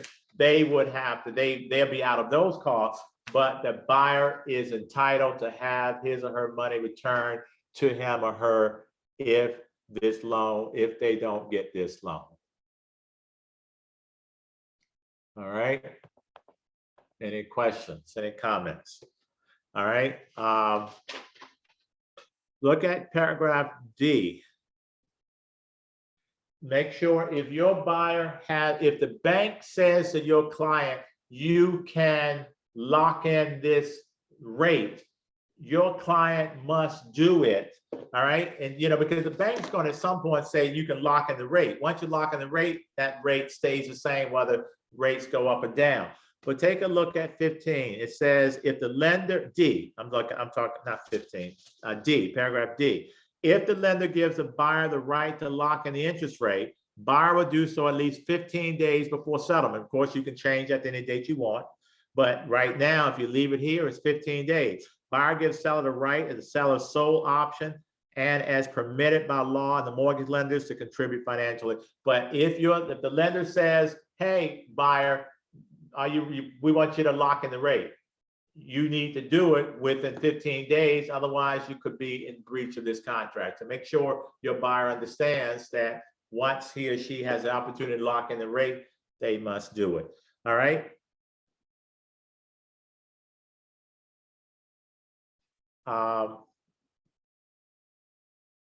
Look at G, go to paragraph G. This is one, I want you to kind of think of this. If you write up a contract that's as is, and a lot of us do, let's say it's as is, but the borrower's getting a mortgage loan. Make sure you understand who is making repairs if the mortgage company requires them, or if the city or the township requires them, or if the homeowner insurance company requires them. I want you to think about it a minute. You get someone says, I'm going to buy your house and we waive in the home inspection, but there's a mortgage here. That you may have a seller who's under the impression that there will be I haven't to make any repairs because they waived the home inspection. You as the agent must understand that waiving the home inspection does not mean that the seller may not be required to make repairs or the buyer can't walk away from this contract. All right, take a look at G. I explain it better. It says, if the mortgage lender, okay, let's say they waived the home inspection, but they didn't waive the mortgage contingency. If the mortgage lender or a property and casualty insurer provided insurance required by the mortgage lender requires repairs of the property, the buyer will, upon receiving the requirements, deliver a copy to the seller. Okay, well, seller's thinking you buy this as is. All right, that's why you need to make sure when you buy it as is, you need to specify this stuff too. This is where a lot of people make mistakes. All right. So the buyer has to deliver to the seller within 5 days of receiving the copy of the requirements on what the lender is asking you to do. The seller can say, okay, 1, if the seller makes repairs, buyer has to accept the property. But look at 2, if the seller does not make the repairs, then the seller can say, I'm not going to make the repairs, and you can terminate. Or I will make, or you, Mr. Buyer, can make them at your own expense, but I can walk away. The buyer can still terminate this contract if the seller says, I'm not going to make the repairs required by the lender. So if you're selling if you're writing up an as-is agreement of sale, make sure you address what happens if a lender asks for repairs. You could say, well, the buyer at the buyer's expense will be responsible for those. What happens if the township, let's say that you're trying to get a UNO or city cert and they're required repairs, who's going to make those? So address those issues up front. And you may say that all repairs required by the township, required by the mortgage lender, required by the homeowner's insurance company, will be made by the buyer at the buyer's expense. Don't wait till, because you're going to get a seller who's going to be angry because the seller's saying, wait a minute, they waived the inspection. I didn't know now that I'm required to make repairs. Does that make sense to everybody? So just be mindful of that. All right. Any questions, any comments? If not, go to paragraph 9. Make sure your change in buyer's financial status. Make sure your buyers do not go out and buy expensive furniture, buy new cars. I remember years ago, I had a buyer, we were closing on a Monday. We were closing on a Friday, the weekend before she went out and bought a new car. Well, her debt ratios were too high and she could not buy her first home. I had another buyer who bought a house full of furniture 2 weeks before settlement. I always tell my clients, don't buy anything and don't give anybody your social security number. Don't buy anything more than $50 until we close. I don't want you taking on any debt. Don't use your credit card. Don't take on any debt. Don't give anybody your social security number. I don't want anybody running your social security number because I don't want you to mess up the ratios. I don't want you now to take on an expense, which means you now have too much debt and you can't afford this amount of mortgage.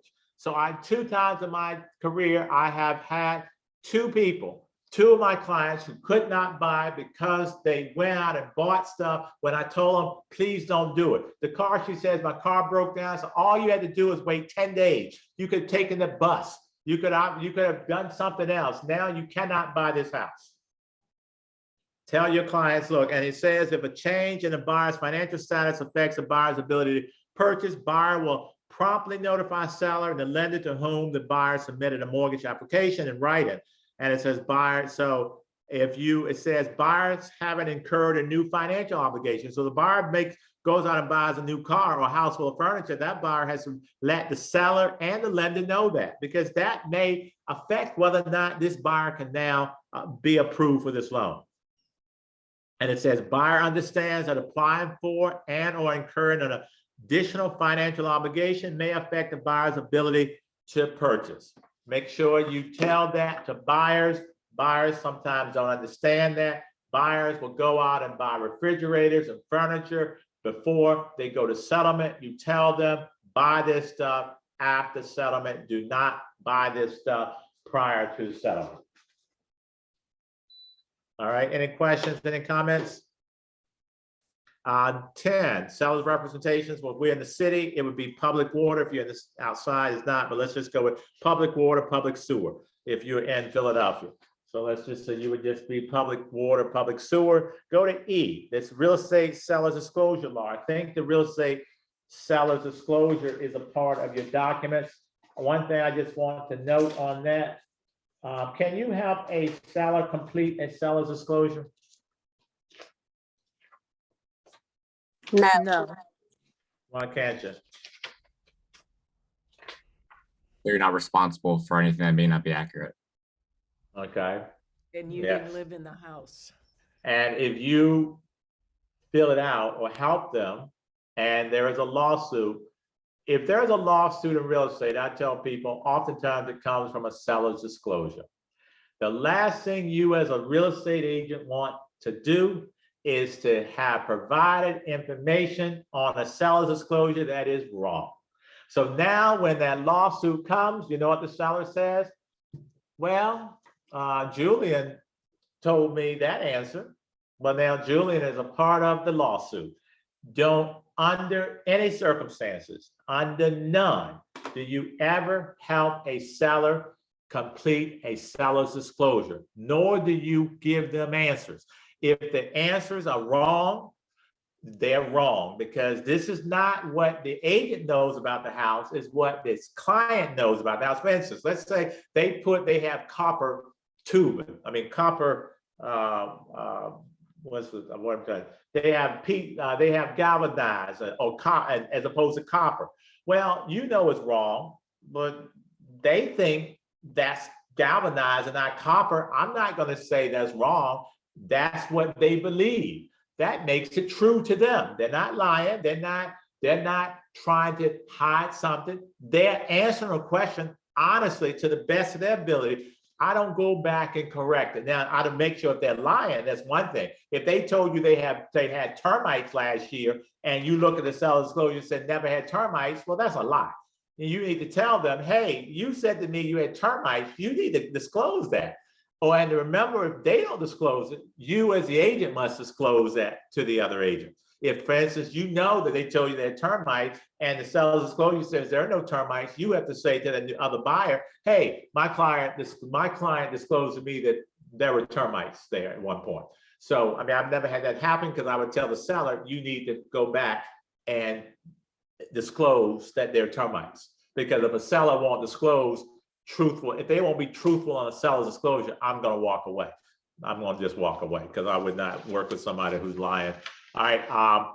One thing about seller's disclosure, you also remember one mistake or one thing you see all the time, and I'm sure anybody who's been in business for a long time will tell you, look at the first page of the, you don't have to pull it if you don't have it. You don't have it. I don't even know. You don't have the seller's disclosure. All right. Take a look at the first page then, page 1. Sellers are required to disclose material defects. What's a material defect? That first paragraph. A material defect is a problem with a residential real property or any portion of it that would have a significant adverse impact on the value of the property or one that involves an unreasonable risk to people. Think of material defect as something that if I knew this information, I may walk away from this deal, or I may go forward, but I want to reduce the price. That's what I think of when I think of material defect. You just told me that I have my HVAC system has been on the fritz. Well, I may decide I don't want to buy the property, knowing that information, or I may say I'll buy the property, but it's going to cost me $8,000 to replace this unit. I'm going to reduce the price by $8,000. So a material defect is something that will, if you know this information, it will change your offer or it will change whether or not you want to purchase that property. But let me just show you the bottom of this. Well, first of all, there are 10 exceptions to the seller's disclosure. You can look at those 10 exceptions. But number 1 is the one that many agents think that is an exception, but there's a caveat. Look at the first one. Transfers by a fiduciary during the administration of a decedent estate, guardianship, conservatorship, or trust. If you are representing an estate, an administrator or an executor, that person is exempt from completing a seller's disclosure. Because if you go back there, it says the law provides exceptions, those are listed below, where a property disclosure statement does not have to be completed. All other sellers are obligated to complete a property disclosure statement, even if they do not occupy or have never occupied the property. You get a question like this all the time. Hey, I'm selling as is. Do I have to, or I just bought it from somebody, do I have to? The answer is yes. You must provide a seller's disclosure. You may know nothing about the property, but you must supply one. Now, here's the caveat I was saying. Number 1, a transfer. If you're representing an estate, you are exempt. But take a look at the very last box on this seller's disclosure. Executor, administrator, trustee, signature block. According to the provisions of the real estate seller disclosure law, the undersigned executor, administrator, trustee is not required to fill out a seller's property disclosure statement. But look at the next line. The executor, administrator, trustee must, however, disclose any known material defects of the property. So if you are the executor or executrix of your grandmother's estate, and you knew the HVAC system was on the blink, even though you're exempt from having to complete the seller's disclosure, you know about a material defect on this property. Therefore, you, Mr. Executor, Mrs. Executrix, must disclose that defect. You can't just say, I'm exempt because I'm the executor, the executrix of my grandmother's estate. If I know of of a material defect, I must disclose it. All right. Most agents will simply give you this form back, everything crossed out, and say it's an executor. But I'm like, I said, well, the executor lived at the property with his mother. He was taking care of his grandmother. He don't know anything about the property. So you have to still disclose. So tell your sellers, and you'll get a lot of agents who will not do this. They just think is an exception. Well, there's an exception with the caveat. Any questions, any comments? No questions?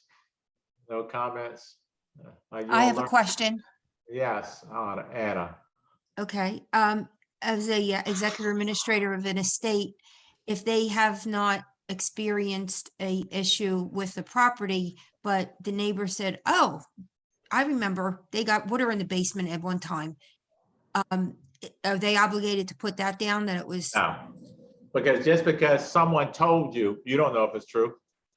Well, that's, yeah, I didn't know how to. Right. No, you would, if somebody said to you, hey, I know that there was the roof, Mrs. Johnson's roof leaked before she died. Okay, well, I don't know that to be the case. I have no independent proof that that's true. So I don't have to go out and investigate it just because you said it.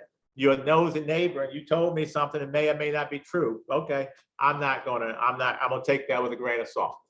Okay, how about if a family member might say, oh, I remember when Dad's house, we had fixed that thing in the plumbing and stuff. Who's responsible for filling out a seller's disclosure? The seller or the executor? If whatever the executor knows, the executor or the executrix have to go around and take a survey from the family members. Say, you know anything that's wrong with this property? No.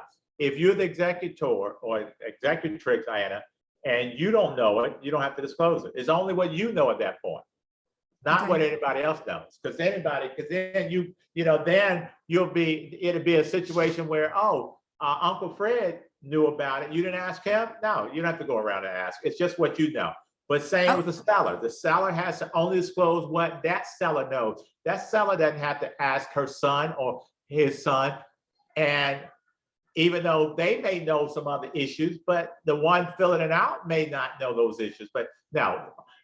So the answer is only the person who's filling it out. They're not asking about the seller's children. They're only asking about the seller. And speaking of disclosure, do you have to disclose a death or rape or some horrible event that occurred in the house? No. Do you have to disclose a murder? No. You say If yes? you know about it, you do. Say that again, Andre? If you know about it, you do. So if there's a murder that occurred in the property that you're about to list and you knew it happened because you Googled it, you have to disclose that? No. No. I thought they did change that you don't have to disclose, but the best thing to do is maybe mention it so it doesn't come back to I'm anybody. not even going to mention it because it's not a material defect. You don't have to disclose. That's a stigmatized, remember, that's a stigmatized property or what we call a psychological impact property. Do you have to disclose a murder, a rape, or any other things that happen in the house? No, you do not. But there are only 3 states in the country where you actually have to disclose a murder or suicide or rape or anything that happened within a murder. If someone died in their property in the last 3 years, you have to disclose it, no matter how they died. In California, it doesn't matter if they died peacefully. The one was 108. You still have to disclose that a person died if it happened in the last 2 years. I think it's California, Alaska, South Dakota are the only 3 states where you have to disclose a murder. Pennsylvania, you do not have to disclose a murder that occurred in the property. And it's funny because years ago, I went to a lister and I was walking out the door and the man said, Trent, I have one last thing. And I said, yes, we signed the contract. He said, my wife was murdered here 2 weeks ago, and that's why I'm selling. And I said, oh, and he said she was cheating. She had his boyfriend on the side. She came home from work. They got together at work, at home. She came home for lunch, met him there, and he killed her. They got into an argument. He stabbed her to death. And he said, you can still see some of the blood on the rug, on the carpet. I didn't know that was blood. It kind of freaked me out. And he says, but you cannot tell anybody. That's why I'm selling it. And because I want top dollar. It was a really nice house. Don't tell anyone. And I said, I'm not going to take the listing if I can't tell. Now, even though I know I don't have to disclose that. I didn't have to disclose it. But that's information that I would want to know if a murder occurred 2 weeks ago. Maybe the murderer is coming back. I don't know. But that's information that would be important to me. And over the years, most of my clients have been probably single women with children. That's probably 75% of my clients have been single women with children. For most of my career, I concentrated on first-time home buyers. I love to be, and many of my clients, probably 75% of my clients have been female. Not even for the male. I'm not saying I want to sound sexist. I don't care if it's a male. I would want to disclose it. But I'm just saying that if it's information that I would want to know, is information I want to disclose. And if I can't disclose it, then I'm walking away, and I did. And he had to get another agent because I said, if I can't disclose that information, and you know you're going to find it out because the neighbor's going to say, hey, Judy, what's it like living in a house where there's a murder? And he said, what? First person they call you, they sue you, you have to defend the lawsuit. You may win, but you still have to defend the lawsuit. It's not worth it to me. I just walked away from the deal. Now, if it happened 20 years ago, I wouldn't care. But 2 weeks ago, that's too recent for me. But again, that's a decision you and your broker can make. My agents cannot take a listing where there is a murder that occurred recently without disclosing it. And if the seller don't want to disclose, then they can't take that listing. All right, any questions, any comments? Remember Another quick question. If someone had passed away in the home naturally and the body wasn't found for a few weeks and it had to be contaminated, decontaminated and everything, I would think that would be something that should be disclosed as well. What are your thoughts on that? No, it would not have to be disclosed. No death has to be disclosed. I don't care how they died. It doesn't matter if they were murdered, they died in their sleep, that body was there for months. You don't have to disclose a death, period, in Pennsylvania. No, but I'm talking about the cleanup. So the executor goes to the agent. Oh, look, this is what I had to do to get the house cleaned up. Yeah, I would think that would have to be, right? Is a death, as far as I know, the answer is no. But if it poses some type of, some type of environmental or some type of safety issue, exactly, that would be different. But I mean, right. that may be a little different. Now, if you're telling me, I don't know the answer to that. I've never had that happen. And I hope to God I never have that happen. All right. Now I remember selling houses where there were dead dogs in a basement that were just, old houses that have been on the market, been vacant for years. And let's go on. What was I going to say? Let's go to paragraph 10F. Just make sure under private and public and private assessments, as a seller represents that of the day the seller signed this agreement, no public improvements, condo, or homeowners association assessments have been made against the property which remain unpaid, and that no notice by any government or public authority has been served upon the seller or anyone on the seller's behalf. Look at 2. It says seller knows of no potential violations, possible violations, and or assessments except the following. Here's one thing you need to know. And I had this happen with an agent when I was selling a condo, and the condominium was thinking about doubling the monthly condo fees. And the sellers, once we bought it, the next month they voted to double the condo fees, and my client was furious. Well, he contacted a lawyer and went back after the seller. We won, and the seller had to pay that increase for, I think, 4 years.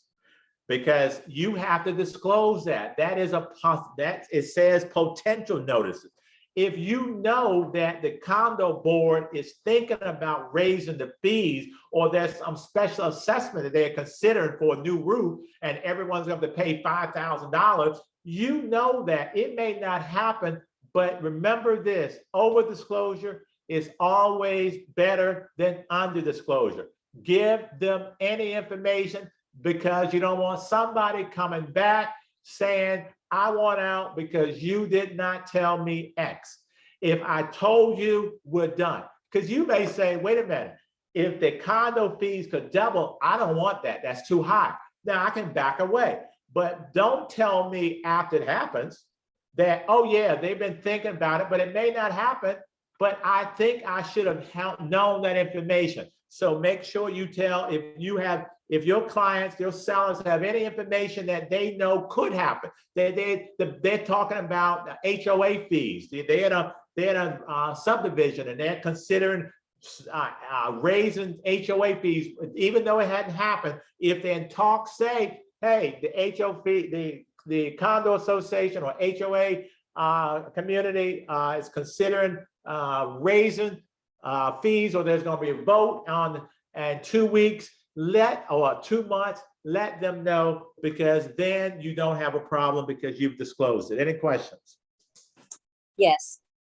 So you may not have a problem with the buyer, but will you have a problem with the seller? Because it should be, if there's something like, sometimes condo boards, I can tell you, especially in high rises where there's a lot of units and there's a board, they may talk about a possible assessment about a roof repair or a lobby renovation for 10 years. That's and true. It's supposed to be disclosed. Anything like that should be disclosed on the 3407. That's the purpose of it. Exactly. So I mean, it's a fine line, because if you know about something and you bring it up and it doesn't really happen for 10 years, but it stops somebody from buying, you've actually jeopardized the seller's position. So it's an interesting situation.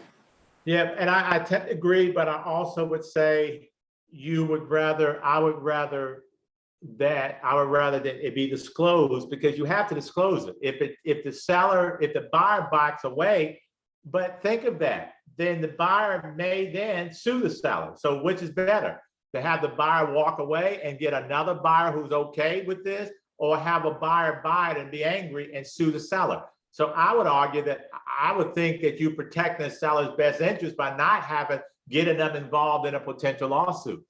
I mean, so I agree with you, Joanne, that it could be, you got this, but you should disclose that. And listen, I've had condos, I'm in a condo right now.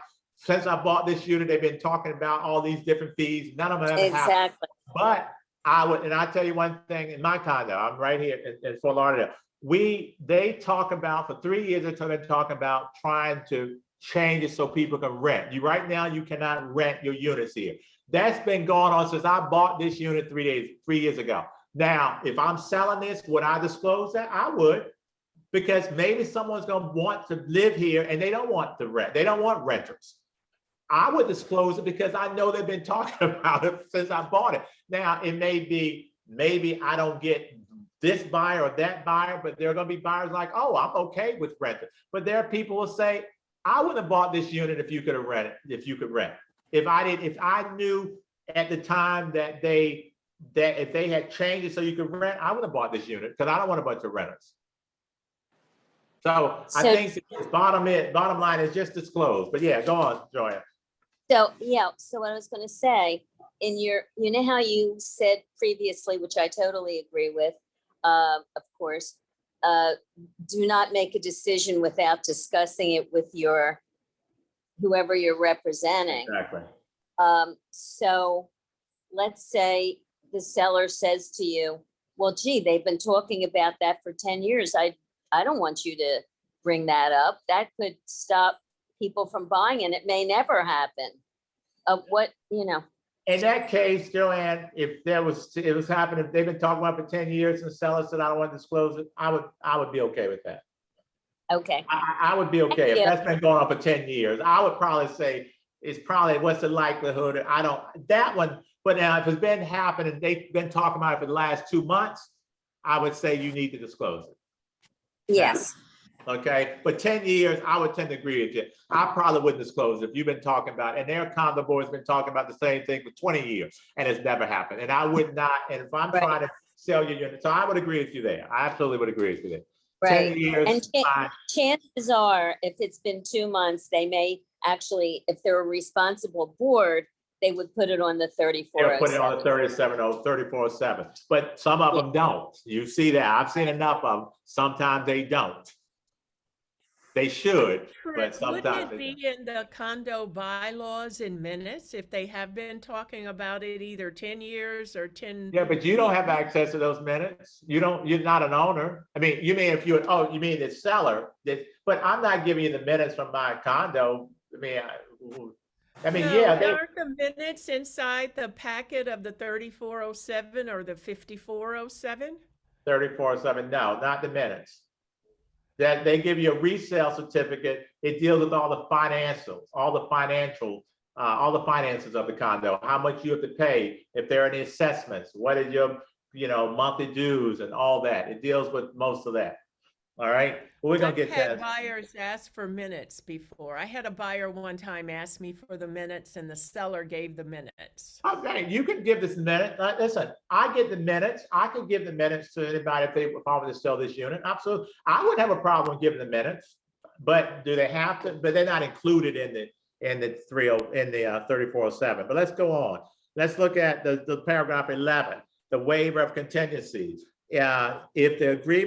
If this agreement is contingent on buyer's right to inspect or repair the property, and they don't do it, then the buyer's failure to exercise any of the buyer's options within the time set forth in this agreement is a waiver of that contingency, and the buyer accepts the property and agrees to the release. In other words, if you don't do the home inspection within the time frame, the contract is not, you're not breach the whole contract, you just waive that contingency. By not doing it simply means I can go do it, but the seller's gonna say, I'm not gonna make any repairs or anything. Just make sure you understand as an agent, you know the dates. Make sure you understand the dates. If the buyer has 10 days to do a home inspection, don't wait till the 10th day. Don't wait till the 9th day. If you negotiated right now, and there's a good chance that you don't get that offer signed, go on and set it up now. You can always change it. Go on and set it up now. If I know this is going to happen and it's Saturday, today's Friday, I'm going to try to get it for tomorrow.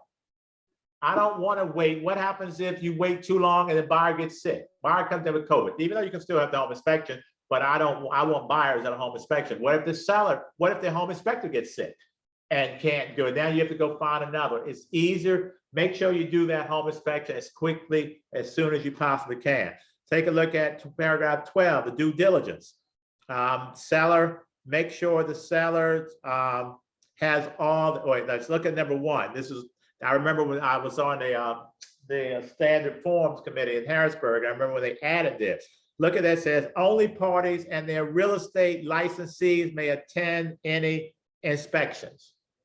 Because sometimes buyers were coming with 15 different people. They were coming with their parents, their siblings, their best friends. The home inspection is not the time to do a housewarming. The home inspection is a time to find out what you need to learn about that property. You ought to be there. Please be there. I know a lot of agents don't go to home inspections. I think that is such a mistake. I think that is such a mistake not to be at a home inspection with your clients. First of all, you now need to know, you'll learn exactly what's in it, what's wrong with that property. And when you're negotiating repairs, it makes it a lot easier for you to negotiate repairs if you understand what they are because you were there, not just reading a report.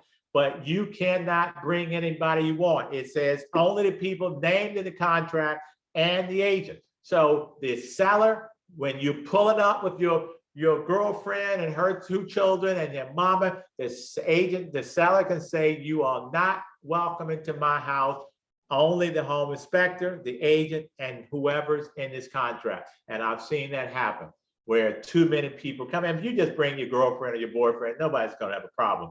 But if you bring in 4, 5, 6 people, they just get in the way. Don't do it. But make sure now, let's say you want your parent, your father or your mother, they have some expertise in this area and you want them there. Well, negotiate that, put that in the contract that at the home inspection, I want my mother or my father to be able to attend.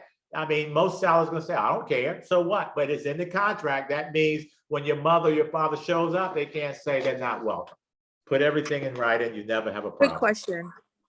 Yeah. As a seller and they're selling their home as is, can they say that they don't want anyone to do home inspections besides the appraiser?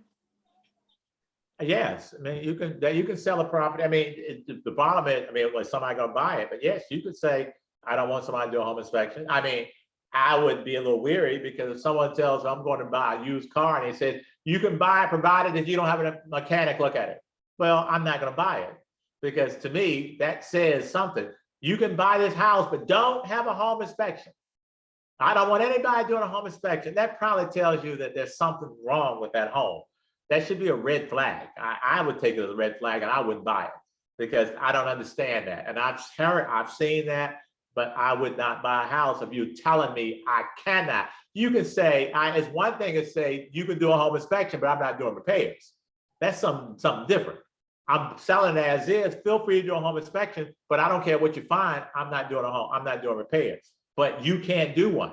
Or I've even had clients say, listen, we're not allowing you to do a home inspection, but you can bring a contractor in and look at it.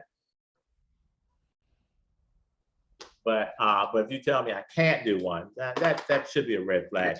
All right. I have a question before we go on. When it says only parties and their real estate licensees, can the seller be present for the home inspection? That's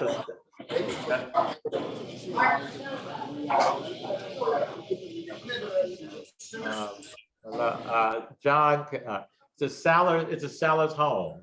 You can't tell a seller he or she can't be in his or her home. So the answer is yes. Do I like the seller to be there? No. Do I ask my sellers not to be there? Yes.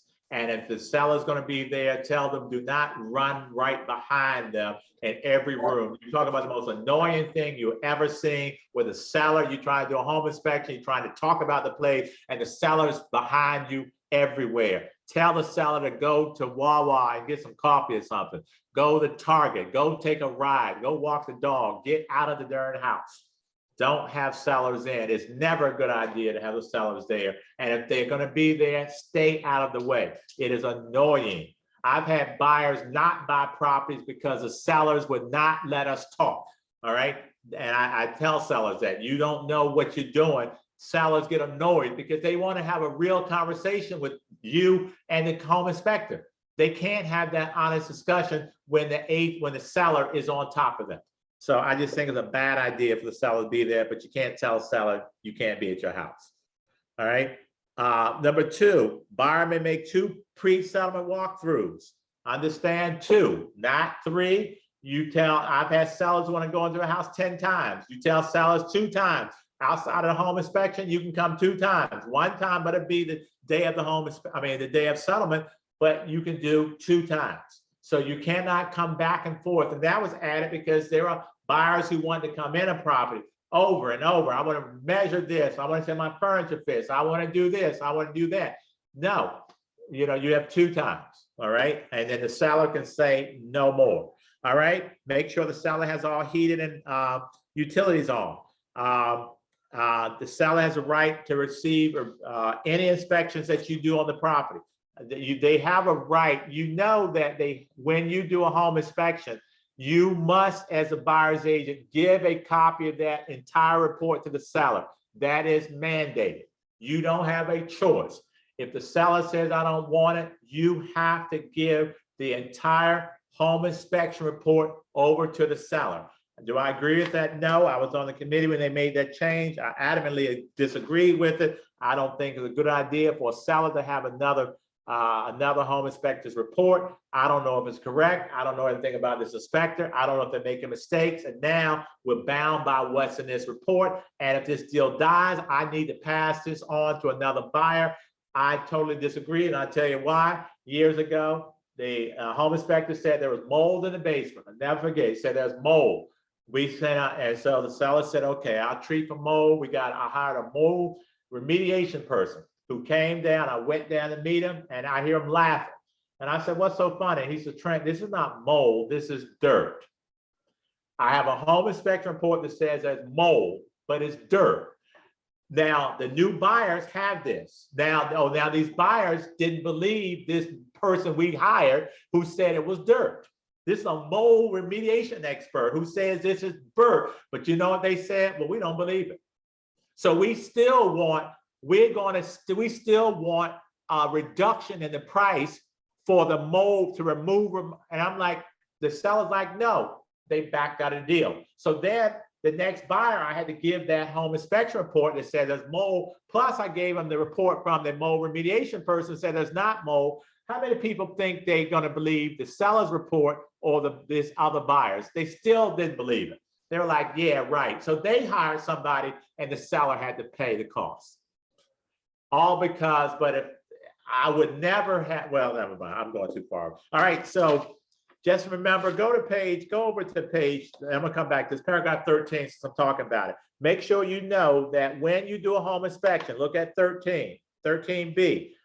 If the results, whatever it is, if the results are satisfactory, if they're unsatisfactory, just say number one, if the buyer says, I don't want to buy this property because I don't like what we found in a home inspection, I'm backing out. It says here, if the results of the inspection are satisfactory to the buyer will present all reports in their entirety to the property, except the property's information stated. So I do the home inspection, I'm happy with everything, I accept it, but I still have to give the report to the seller.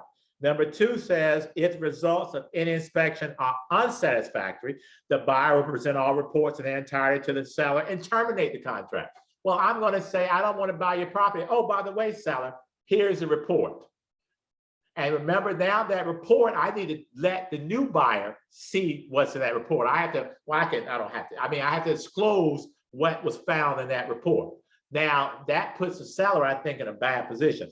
Now, three, if the results of the inspection are unsatisfactory, the buyer will present the reports in their entirety with a written corrective proposal. So I say, okay, I'm not happy with the report with the findings, but I want a credit or I want you to make repairs. But here's the whole inspection report. So no matter what the buyer does, you must, as the agent for the buyer, you don't ask permission.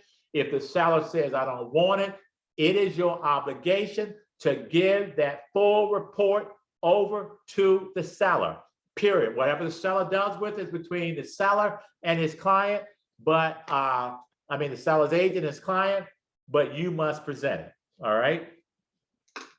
Now let's go back to. I have a quick question if you can.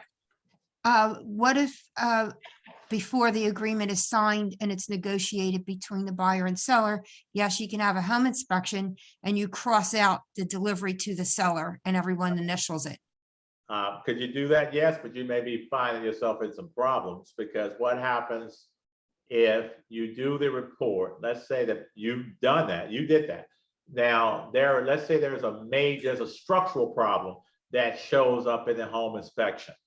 Seller didn't know about it. Seller still doesn't know about it because you all negotiated something that says that you can't give this report to the seller. New buyer buys this property and discovers that there was an inspection and it revealed some structural issues, some serious structural issues.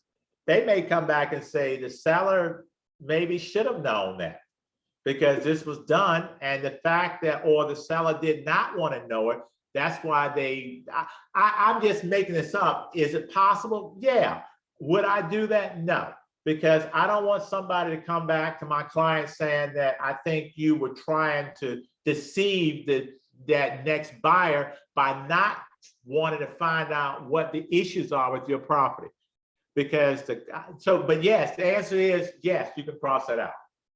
But I just think that you may, as the agent and as a seller, I would not do it. I'll tell my seller, I'm not comfortable doing that. I would personally not do that because I think there are too many potential issues down the road. Listen, there's an inspection report. This says you're supposed to get it. We're going to get it and we're going to deal with that. But the answer is yes, you could do that. You can negotiate anything you want in this contract, but just be mindful of what could happen. What's the end game? I don't want my client getting sued. I don't want to get sued. All right, let's go to the inspections. if you're going to elect, if you're going to do a home inspection, you obviously will elect it. If you're going to do, if you're waiving it, and make sure there you don't put, sometimes I've seen people put X's or checks, put an initial, have them put initials. Because again, you don't want the buyer to say, oh, I didn't mean to waive that. That is I don't know who put that check there. No, that was supposed to be elected.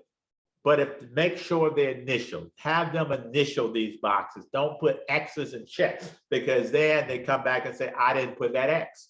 I didn't put that check. All right. Any questions? Yes.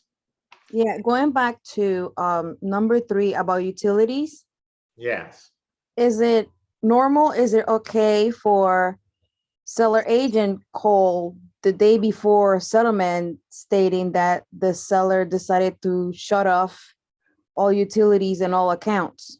Well, then they're in breach. They need to turn them back on. I mean, how can you do a home inspection with no utilities? No, I mean, they did all the inspections and all the appraisals. This is like the day before settlement. They've already done it. Well, okay. Why would they do that the day before? Why not the day of settlement? I mean, why would you do it the day? That's just silly. That's stupid. You know, I mean, tell them that I need the lights on when I come to do a pre-summer walkthrough. Maybe I want to test to make sure the heater works. Maybe I want to make sure that central air is working. I mean, why would you turn? No, they should leave those on until after settlement. I don't know why somebody would do it the day before. You do it. You call the utility company and say, we're closing. I'm selling my house on Friday at 3. You can turn off everything after 3 o'clock, or, you know, but I don't know why. That's silly to me. I don't know why you would do that. And I would ask them not to do it. But, you know, because anytime I see things like that, it is a red flag to me. I've been around a long time. That's a red flag. And I would drop some addendum that says that the buyer has a right to, you know, make sure this stuff is working. And if it's not, if there are issues, then the seller is going to be held liable. I would see that as a problem. I can't turn on lights. What if there was a short? There was some type of fire. Now the electric you turned it off because there was a problem. Or what if the heater broke overnight and you turned off everything so we can't test it? I wouldn't trust that. I would want something, I would want that stuff on, or I would maybe want something in escrow until everything's on and I'm certain it's working. Otherwise, you know, that's just stupid. All right, that's really kind of crazy. All right, let's go on to the, because I know you're all getting bored. You're all getting bored. Go back to chapter 13. You all learning, how much time we got left? I thought you all be more interactive. I thought you all ask more questions, but you all aren't asking a lot. I'm assuming you all just getting this. You're just soaking this all in. Is that that's why you're not asking any questions? I have my notes, Trent. Okay. All right. All right, let's go on, because I guess I can't tell, just so you all know. I never know if you all are getting this or you're interested or not interested when I don't hear from anybody. So this is the first class I've ever done where I have no feedback. But I hope you all are learning, and I hope that you would enjoy this, but I have no idea. I can't see anybody and no one's talking to me. I'm learning, Trent. I'm learning. All right, thank you. One person out of how many? 60, so that's good. All right, I'm learning too. All right, 2 out of 60. 3 out of 60. 4 out of 60. I guess that's Learning, we're all learning. Thank you. You're welcome. All learning. We're all All right, learning. 6 out of 6. All right, that's good. 7 out of 7. All right, we getting there. We're learning. 3 out of 4 ain't bad. I'm sorry, that ain't good. No. All right, no, go back to chat. Go back to inspection contingency. Now I want you to make sure we get this. The inspection contingency, that's any inspections, radon, home inspection, whatever inspections you're going to do. This paragraph, this is a paragraph that you need to be aware of. The contingency period is 10 days if you leave it blank. If you need more time to do these inspections, put in 15. Put in whatever you need. If you don't, you know you can't do it in 10 days, don't put 10. Don't leave 10. If you think you're going to be, if your client is going out of town for a week, maybe you need to put 15 days. Do not leave it 10 if you need more time. But if you leave it blank, it's 10 days. The contingency period is 10 days from the execution date. Remember, the execution date is the date that the last party signed the contract. You don't count the execution date, you count the date following the execution date. So if today is the execution date, if the buyer signed the contract yesterday, seller signed it today, execution date is the 18th, you would start counting as of the 19th. So you have 10 days to do a home inspection. Make sure you do it within that time frame. Remember, time is of the essence. You are held to these dates. Unless you all agree to change them, you must do that home inspection within 10 days. All right, within that, so we already talked about what happens once you do that home inspection. You can either accept that home, you can accept that property with no repairs. You can reject that property, say, I don't want it, terminate it, get your earnest money deposit back, or you can negotiate repairs or a credit. So those are one of three things you can do. Now, after your 10-day period, let's say you left it at 10, you have 10 days to do the home inspection. Look at 3A, following the end of the contingency period. That's that 10-day period if you leave it 10 days. Following the end of the contingency period, the buyer and the seller will have 5 days if you leave it blank for a negotiation period. So you have now, just someone's going to ask, what if I do the home inspection on the second day? Then you just extend the negotiation period. You don't lose time because you did the home inspection and sent over a reply sooner. So let's say this, so you did the home inspection, you have 10 days to do home inspection. After that contingency period, you have 5 days for a negotiation period. So if you did the home inspection in 2 days and you sent a reply, that just means your negotiation period is now that 8 days plus 5, it'll just be 14 days, all right? So now you have 10 days to do the home inspection, 5 days for negotiation. And then if you all can't come to terms within that 5 day or that negotiation period, then if you look at paragraph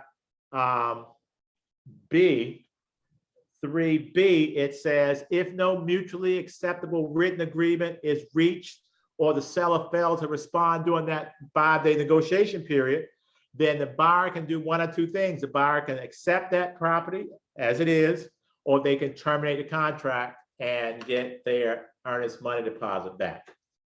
And so you have a 10-day, if you leave it blank, you have a 10-day contingency period. You have a 5-day, if you leave it blank, leave it as it is, you have a 5-day negotiation period. And then what I call a post-negotiation period is a 2-day for a post-negotiation period. So if you all haven't come to terms with it, during that negotiation period, you had 2 days to decide, hey, I'm either take the property just as it is, or I'm gonna terminate it, I'm gonna walk away. Any questions? Yes, I have a question. This is one that buyers agents and sellers agents argue about all the time. So you have your 10-day period for Right. contingencies, and then you give the report on day 8, but you found out there's mold and you want to have a mold inspector come in and give you a price for the mold remediation, but the inspector can't come in for another 4 days. Do you get to have the inspector come in? Because you've passed the 10-day period. Not without the seller agreeing. I think you just you have to have the seller say, let's give a certain amount of time for this inspector to come in and what was that? Which one did you say? Mold? The mold remediation person to come in. Yeah, I would, because remember, you have to get all inspections done within 10 days if that's there. So if it's after 10 days, then you may have a problem. But you contact, I don't know any seller's agent who would say no to that, okay? Because remember, you can still back away from this. If the seller wants to sell the property and you're saying, hey, we believe there's mold, we want a mold remediation person to come in and determine what the cost would be to remediate, then I don't know any seller or seller's agent say, we're not gonna give you a few days to do that. Remember, you're still within your time frame. I mean, but you only have the 10 days to do the inspection. So you just say, we're gonna agree that you have to have a mold remediation person come in within the next 5 days and deliver a report within a certain number of days. Listen, you never have a problem as long as you are in communication with other agent and you put things in writing. I've never had people just say no.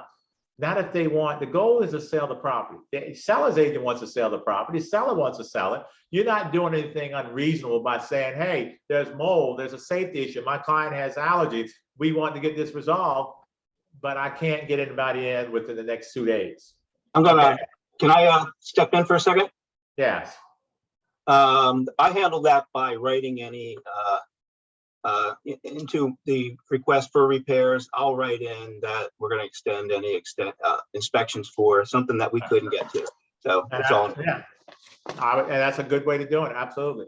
And again, and I'll bet you, Robert, you've never had a problem with the seller saying no, right? No, not as long as I write it in. As long as I've never ever had I don't think that would be an issue, Marie. Because again, the objective is everybody has the same objective. We want to get to the settlement table. Seller wants to sell, buyer wants to buy, agents want to sell, and they want their commission. Everybody wants to get to the settlement. I mean, I'm not saying that's why we do this. We do this because we love it, but we still like to eat and pay our bills. But the goal is to make all our parties happy, and I don't think you're going to have a problem. All right. I did have a problem one time because there was a crack in the ceiling, and it was a fine, thin crack, not very long. And I guess the seller never noticed it, but it came up in the inspection report, and it was beyond the 10-day period. All right. But as Robert said, put in your reply to home inspection report, put it there that you want an expert to come in to take a look at this, and you want to extend that period. So trust me, if a seller says no to that, that's a seller who doesn't want to sell the property. All right, let's go to 14. Paragraph 14 about title. Make sure if the seller cannot deliver marketable title to the buyer, would the buyer be allowed to be reimbursed for all his or her expenses that they incurred? Would the seller have to reimburse the buyer for let's say they put out money for home inspection, they put out money for an appraisal, they put out money for an advance for insurance, flood insurance, homeowners insurance. Would the buyer be entitled to collect that money from the seller? What do you all think? Yes, no? Yes. Yeah. Well, okay, let's go to paragraph 14A. First of all, change this, because I don't understand why this is 7 days. If you leave it blank, it's 7 days. Within 7 days from the execution date of this agreement, buyer will order from a reputable title insurance company. Well, I don't know who's ordering title within 7 days. I just don't know why you would order title within 7 days. You haven't even done a home inspection.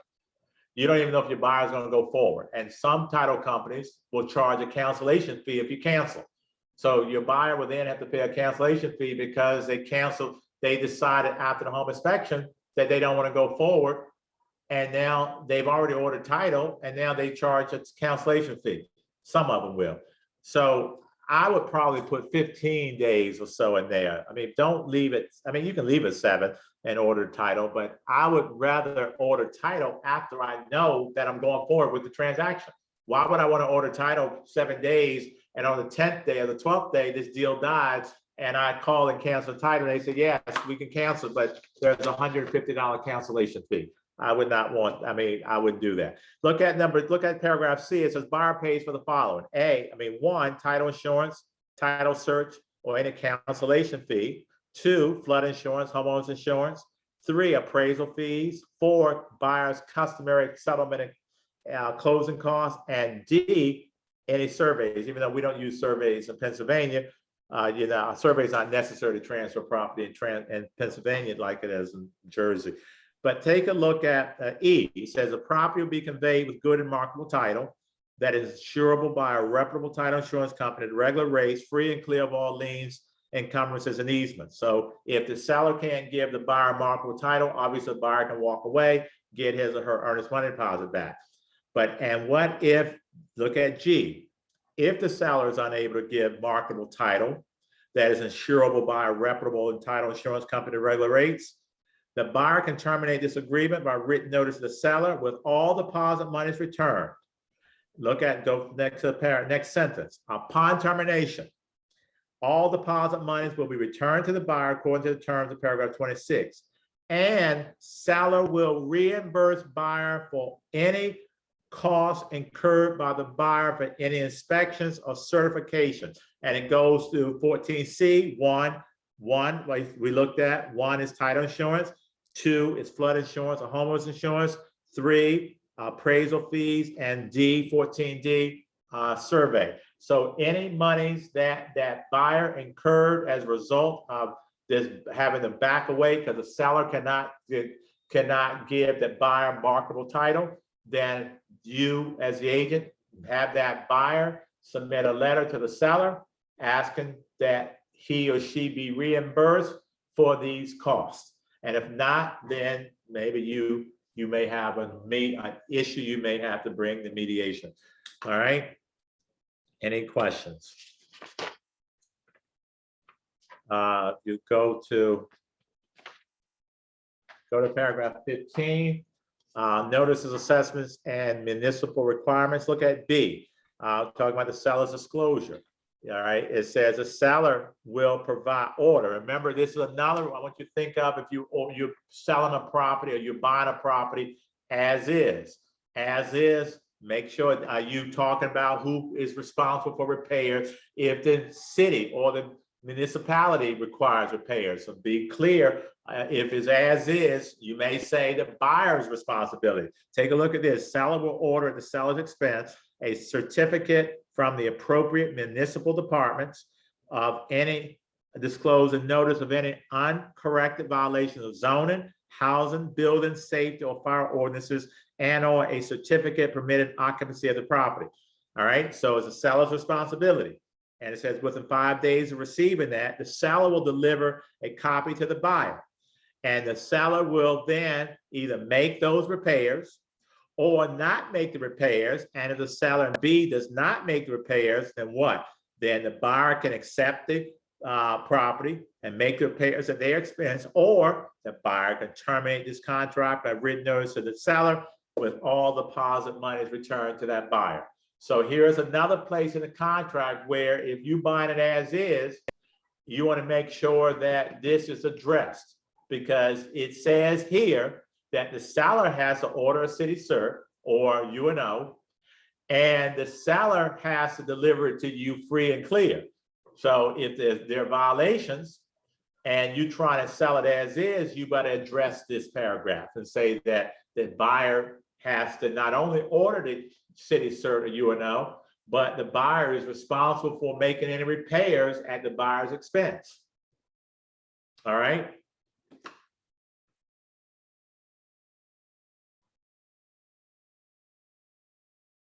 And look at 2. It says B2. It says if their repairs or improvements are required and the seller fails to provide a copy of the notice of the buyer, then the seller will perform all repairs as required by the notice at the seller's expense. So in other words, if the seller doesn't give you a city cert or UNO, if they don't give it to the buyer and there are repairs or improvements that need to be made, then the seller is saying that the seller must make those repairs. It is their responsibility if they don't give you the city cert and there are repairs that need to be or corrections that need to be made. Any questions? Go to C then. Let's look at, I'm sorry, 16, condominiums. Obviously, if you're representing a buyer or who's buying a condominium, you check that condominium. You check that box and it says section 3407 of the Uniform Condominium Act of the Pennsylvania requires sellers to furnish buyers with a certificate of resale and copies of the condo docs, the bylaws and the rules and regulations of the association. So make sure that, and once you get this, the buyer can determine whether or not the buyer has 5 days. Let me go to C. Let's go down to C. C3. It says the act, and they're talking about the Uniform Condo Act, Condominium Act, provides that the buyer may declare this agreement void at any time before the buyer receives association documents and for 5 days after receipt or until settlement, whichever occurs first. So if you're selling condos, it's best to get those condo docs to that buyer ASAP. Because the buyer, once that buyer gets those condo docs in his or her hand, then they can say about 5 days to say, you know what? I didn't know I couldn't rent this out. So no, I'm not gonna buy it. Or I didn't know that that I could not barbecue on my deck. Or I didn't know I had to pay membership for the gym. Then the buyer gets those condo docs and decides, I don't want it. So it's best if you're the buyer's, if you're the seller's agent selling a condo, you're selling a condo, have the docs ready to be able to send to a buyer ASAP. And as soon as you get a contract, have the seller order the resale certificate, because the resale certificate may take a week to come in, depends on the condo. Sometimes I've got them in 2 days, I've got them in 10 days. But the law, they have a certain amount of time where the condo association has to get them to you. Let's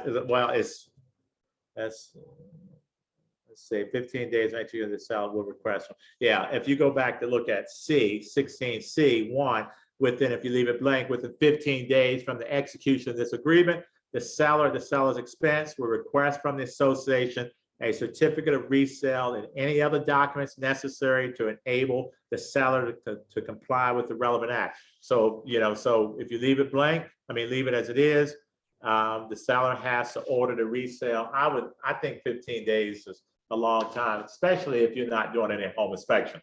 I don't know why they can't order them within 5 days or 3 days. I don't know why it would be 15 days seems a long time to me. Any questions? All right, and go to paragraph 17, real estate taxes and assessments. If you know, and here's one thing we talked about earlier, if the seller knows that the state, the city, or the township is thinking about reassessing the properties in that area and the taxes may increase, then that's something you ought to disclose. All right, even though you should disclose it. They're talking about it. You get it, they're having meetings, they're talking about reassessing this whole area in the next 6 months. And after that reassessment, taxes may increase. That is something you need to disclose to that potential buyer. And look at the last sentence in paragraph 17. It says, periodic countywide property assessments may change the assessed value of the property and result in a change in property tax. It says, if you're aware of it, then it's a good idea, a good practice to let the buyer know of it, because you don't want the buyer to come back and say, hey, if I knew that they were going to reassess these properties and my taxes would double, I wouldn't have bought this property. You don't have that issue if the seller says, hey, we're going to disclose that they are thinking about reassessing this area, and they say the taxes could double over the next 3 years. If you disclose it, you don't have to do anything else. Now the buyer can't say, I wouldn't have bought it if. Well, you bought it, but you bought it with this information. So that always, my belief is disclosure is always better than non-disclosure. Over-disclosure is always better than under-disclosure. If I will disclose stuff that I know I don't need to disclose because I want to be transparent, because I don't want anybody coming back saying, you tried to deceive my client, the buyer. It's better to over-disclose than under-disclose. No one's been sued for disclosing too much, but people have been sued for disclosing too little. Any questions, any comments? If I may ask a quick clarifying question. Yes, sir. So you just mentioned despite the timeline, it's better to over-disclose. So whether it's 6 months, 3 years, 10 years from now, the potential assessment might occur, we should just let the people know. I will let them know. And as Joanne pointed out, if they're saying it may not happen for 10 years, they've been talking about it for 10 years, maybe I won't. But if this is something that's current, if you've been the city council or your neighborhood associations are talking about, or that they may have an assessment coming up in the next year or two. Listen, here's what I always believe. I've been involved in a lot of transactions. I've never had any issues, because I tell my sellers, disclose it. It doesn't hurt you, because then, first of all, buyers appreciate that, right? Because they're like, oh, she didn't have to disclose that, but she did.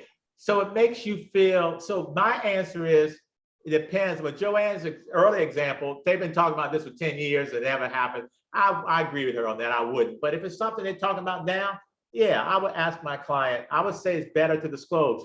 But let me go back to saying this, I never make the decision. I will say to my seller or my buyers, I lay out the pros and cons.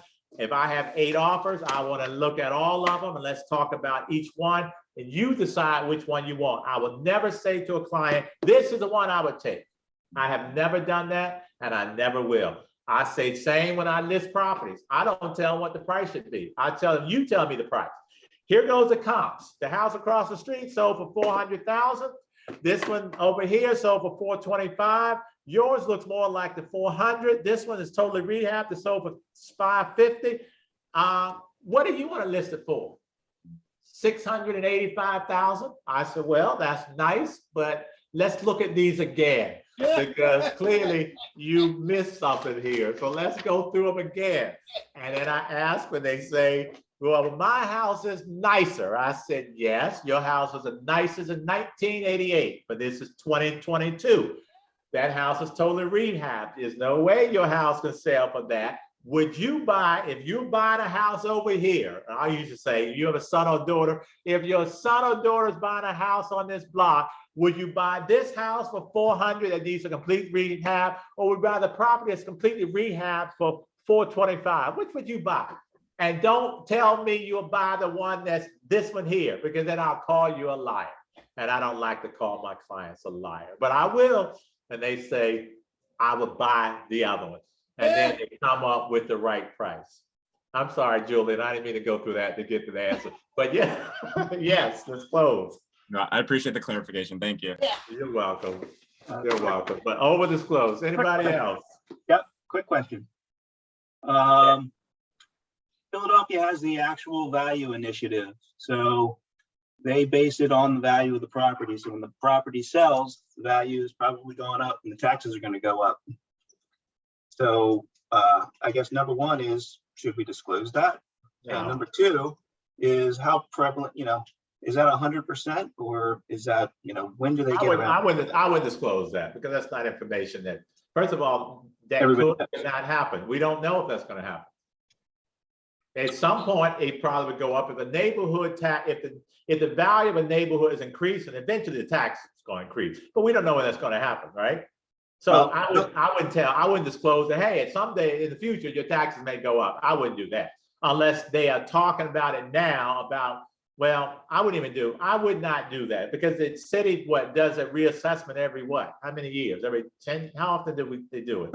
Philadelphia does, it's called the Actual Value Initiative. So they assess on the value of the property and there's not like they don't do it every 10 years or 15 years. It does it at the sale, that time of sale, sometime after the time of sale. I would not. Now, I think that's too deep because your buyer should be telling, the agent should be telling you this stuff. The buyer's agent, I wouldn't disclose that. That's not information you need to disclose. That's information you should know as a buyer. That's what a consumer should know. Or I would never disclose that. No, not unless they're telling me that they just reassessed these properties and the taxes may go up. If they just did a reassessment and I'm waiting for the new value, I would disclose that. I remember when they reassessed my house and the values went up, my taxes went up. Yeah, during that period, if I was selling it, I would say, hey, they reassessed my property. I don't know what the new tax, I don't know what the taxes would be when they give me the value. So yeah, I probably would do that, but no, yeah, otherwise I would not. All right, let's go to paragraph 18, maintenance and risk of loss. Seller would maintain the property, including but not limited to structures, grounds, fixtures, appliances, and personal property, specifically listed in the agreement in its present condition, normal wear and tear accepted. So make sure that when you represent sellers and when you come in, the buyer's agent, you come in, just take notice of things. So you don't want, if the seller needs to maintain this property in the condition it's in. When I come look at this property, it should be the same property that looked like when I came in a month ago. All right, it should not be things should not be, like I said, chandelier should be gone. The oven should not be different. There's the holes in the wall that weren't there. You should maintain this property. Once you get it under contract, that buyer becomes an equitable owner. That means at some point that buyer will own this property, and you should treat it as though this property will no longer be yours in another month or two. You know, I remember years ago, it was a Monday morning, 9 o'clock, we go on the settlement, we met, well, the settlement was 11, 9 o'clock, we meet at the property. It was in Overbrook Park. And we go and the neighbor comes out, the neighbor says, this is a completely renovated property, beautiful, really beautiful job. Neighbor comes out and says, oh, are y'all still gonna buy that property? And I said, well, what do you mean we're still gonna buy it? Yes, we buy it. I mean, we go into settlement, and I was a fairly new agent. I said, I got bills to pay. Yes, we go into settlement. I've already spent the money. By the way, new agents don't do that. Wait till you get the check. Wait till the check clears your account. I actually got one check once it bounced. So I always tell agents, wait till the check clears your account. Don't spend money until because deals may not happen. So we go in the house. I'm like, what's this man? This buyer's like, what is he talking about? I said, I don't know. I opened the door. The contractor who renovated the property allowed his 19-year-old son to use the property over the weekend. Well, what do you think a 19-year-old does in the middle of a summer? He has parties. Yeah. They had parties Friday night and Saturday night where I'm told up to 300 kids were there. They had, of course, all these underage. They had the police come several times. They had written all over the walls. This is a beautifully renovated property. They were playing tic-tac-toe on the walls. The kitchen cabinets, they must have been swinging off of them because 2 of them were broken. My favorite part was, I guess, when the bathrooms were occupied, they just urinated in all the closets. So you just peed in the closets. They scratched up the floors. It was because when we walked in, you smelled beer and urine. That's all you smelled. And I was horrified. We were just horrified. I called the agent and said, hey, I think you need to come here. And well, long and short of it, of course, we didn't go forward with the deal. They said, we'll clean it up. And I'm like, well, you gonna clean up urine all in the hardwood floors? How are you gonna clean that up? I'm not. She's like, I don't want this property. And so we obviously didn't get it. So, but you have to maintain the property in the condition that it is. So don't let your 19-year-old son use the property over the weekend, which to me just made no sense at all. But things, listen, if you've been in this business a long time, you'll see a whole lot of stuff that you just won't ever believe. But anyhow, let's go to, so maintain the property in the condition that it's in. If it does not, if it says B1, if repair, if any part of the property breaks, then you need to repair. The seller can either repair or replace that part.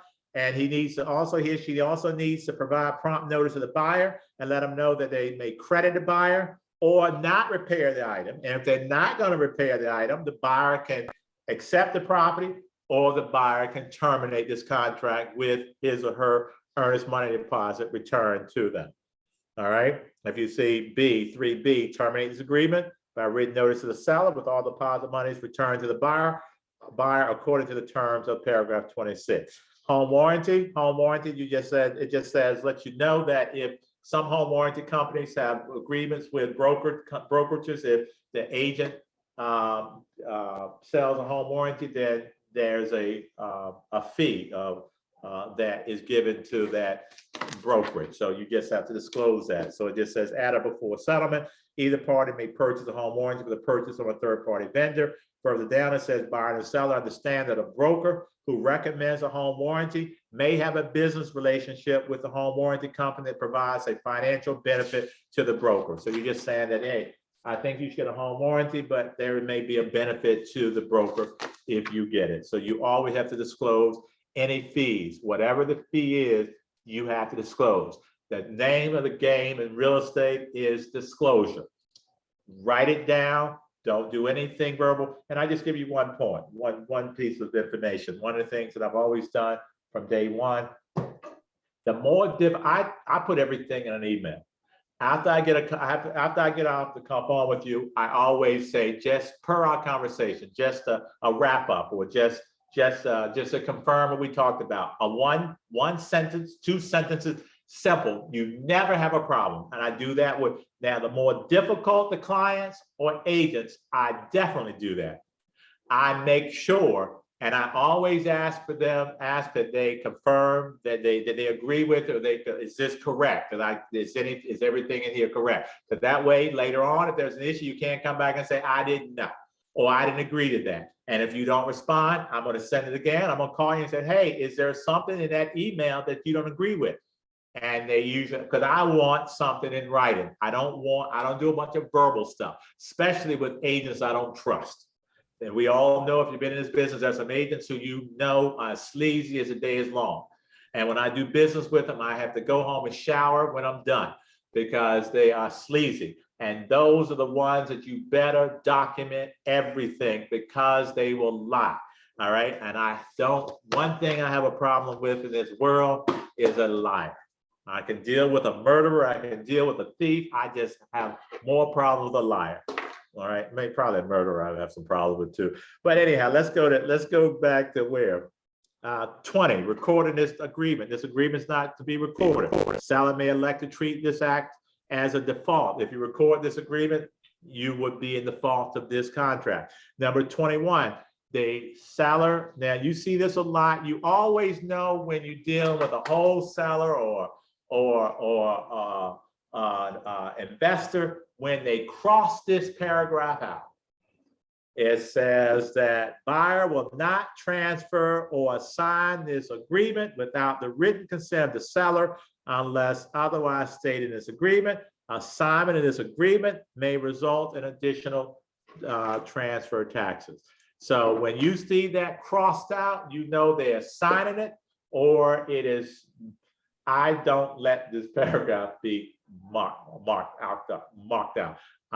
I don't. My sellers, I let my sellers know I have a problem with this. You don't, because if we're selling the property to X and now X assigns it to Y, I don't know anything about Y. I know about X. I don't know why I can afford this property. I have no idea who this person they assigned it to. So I don't make the decision, but I tell my client, you're selling it to X. We know X has 200,000 in the bank. X has the money to buy it, but if X assigns it to Y, I don't know anything about Y. Can Y buy this property? I don't know, unless and it's easier to me. My thing, well, I want to get further into that, but just know, just be mindful when you see that crossed out. That's because they want to assign this contract. It's probably a wholesaler or an investor. Any questions, any comments? 22 just says that if there are any issues here, that the issues will be governed in accordance with the laws of the Commonwealth of Pennsylvania, because obviously we're in Pennsylvania. So if you are from another state buying a property in Pennsylvania, it's still governed by the laws and of this state. It says a court, well, I need to govern. So not the state that you come from, the Commonwealth of Pennsylvania. The Foreign Investment and Real Estate Tax Act of 1980. If you have clients who are foreign, if the seller is a foreign person or foreign corporation, you need to know, because the title company has to withhold certain taxes. So if you know that the seller is a foreign, if you buy a property from a foreign company or foreign person, you want to make sure that the title company withholds the tax, because if that tax is not withheld, then you, the buyer would then be responsible for that tax. I believe they have to hold about 15%. So if you know but that's something the title company would deal with. You can just say, and the title company should be asking this. It's not really something that you come up with. If you know this is a foreign company, or this person is this person from a foreign country who's selling this property, you should just let the title company know, because this FERPTA then kicks into action. All right, number 24, this is here in the event that notice regarding convicted sex offenders. If you have a client who asks you, if there are any sex offenders. I have 2 young daughters. I want to make sure I'm not in a neighborhood with sex offenders. Can you check for me? Would you do it? No. No, No. Why not? Okay, I don't have a computer and I'm blind. Can you check for me, please? no, I have no arms and I can't see. Would you please check for me, agent, to make sure there are no sexual predators living on this block? No. No, that's the buyer's due diligence. That's the buyer's responsibility. All right, well, thank you all. Absolutely, you better not check. That's why they have the website here. Oh, let me ask another question there. This is more likely to happen if you've been selling real estate. I'm sure you've had this happen. I remember at one point I had a client who had a lot of investment properties. I was selling a lot near University of Pennsylvania and Drexel. We had about 15 properties he wanted me to sell near Drexel. And a lot of the parents who were buying properties for their students, their kids to live in while they're in school, they would always ask the question, what do you think that question is? Is this a safe neighborhood? How do you answer that? Philadelphia Police keeps statistics on various neighborhoods. They can check with the Philadelphia Police. It's all about them doing their due diligence. All right. Anybody, no one would answer. Let's say you live in University City and you've never been robbed. You think it's safe. Would you say to them, hey, I think it's a safe neighborhood? Would you say that? no. No. All right. Absolutely, you don't. Don't ever give information. Andre had it right. I'll say you can go to the police district. You can call, you can Google, I'll get you the number to the whatever district, if it's a 30, whatever, which it is, I'll find the district here. I'm willing to do that and get you the telephone number, but you can do the work. I will never say this is a safe neighborhood, because the moment you say that and that buyer buys a property and gets mugged, then they coming back to sue because they say, my agent told me it's a safe neighborhood and I was mugged, or someone broke in my car, somebody broke in my house. You let them determine for themselves if it's safe. Just like if someone says that there's sexual predators in this neighborhood, you go to paragraph 24 and you say to them, go to www.pameganslaw.state.pa.us and you can search it for yourself. Because if you search it and you miss a sexual predator who then attacks one of this woman's daughters, then you are part of a lawsuit because you said there are no sexual predators on this block. And you happened, when you went online looking for this person, you missed this guy who lives on the block and who attacked one of the children, and now you are part of a lawsuit. You don't ever answer those type of questions. You always send them on their way to, as Donna said, you do your own due diligence, because I used to tell people, I will sell you a house, but you must buy the neighborhood. I can't sell you the neighborhood. That was my line. If anybody wants to use it, since I'm really not selling much, you can steal that line because I thought it was good. I'll sell you a house, but you must buy the neighborhood, because you need to go around this neighborhood to make sure you're comfortable. I don't know what's going on around the corner. To be quite honest, I don't care. All right. I'm not selling this neighborhood. Maybe I've never even been to this neighborhood. I don't know anything about this neighborhood. But you need to spend some time. I tell my buyers, you need to come around here at 2 o'clock in the morning. I never forget, there was a property I sold in Mount Airy, and I told the buyers, I said, they didn't want to be near a bar. That was their thing. They didn't want to be near the bars. And I said, well, drive out. It was the summer. I said, drive by at total. I tell them drive by several different times, but I said, make sure you come about 2 in the morning, 2:15. They drove by at 2:15 in the morning. And there's a house next door to the one they were buying, and the basement was a bar. And they sent me a video. It must have been 100 people coming out. They just showed me the video. They said, my God, I know there's a bar right next door. So clearly they didn't buy the house. So I'll sell you the house, but you must buy the neighborhood. All right, any questions, any comments? 23, that this just says agreement contains a whole agreement between the seller and buyer, and there are no other terms, obligations, covenants, representations, statements or conditions, oral or otherwise, of any kind whatsoever concerning this sale. This agreement will not be altered, amended, changed, or modified, except in writing, executed by the parties. Make sure anytime you change anything, remember statute of frauds says everything when you transfer real estate, all documents should be in writing. We don't do verbal contracts. Document everything. You protect yourself. Always think what happens if there is a lawsuit or there is a mediation matter or arbitration. I always think, what's the worst case scenario? That's how I've always done my business since 2000 when I got a license. That's how I've been doing it since all up to now. All right. This is what you do. Think worst case scenario. Don't be so quick to just think about a commission. Make sure things are done right. Make sure you're a real estate professional. Act like a real estate professional. This contract, take your time. Don't be so sloppy and so fast where you don't understand what you're doing and you're making a lot of mistakes. And I remember years ago, maybe I'm going to stop.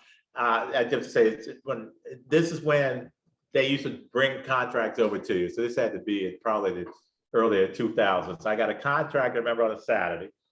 It's a house in Mayfair, I believe. I got a contract.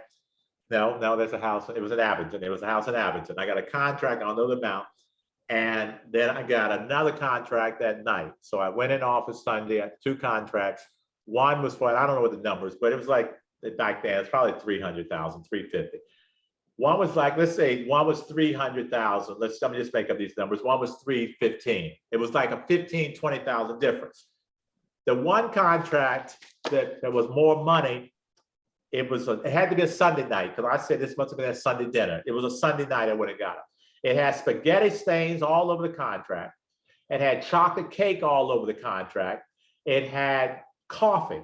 This contract had, like most pages looked like they wiped their hands after they had this spaghetti dinner. It was disgusting. I wouldn't even touch it. I put gloves on because I'm like, what is this?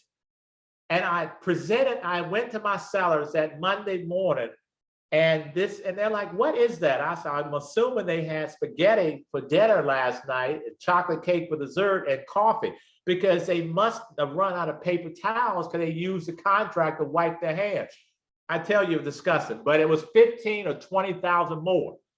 These clients were moving to Ohio, and they had to move because they're being transferred. His company was transferred, so they had to be there a certain date. They couldn't fool around. We had to get this house sold. I have 2 contracts. One's like 15 or 20,000 higher. The one that was 15, 20,000 lower was an agent I've worked with before, and the contract was perfect.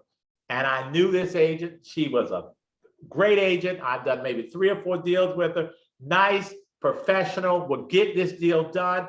I knew she had dealt with this loan officer before. I knew this loan officer. I said, this deal, I'm confident we go into settlement. This other one, not only was it sloppy, it was missing 2 pages to the agreement sale.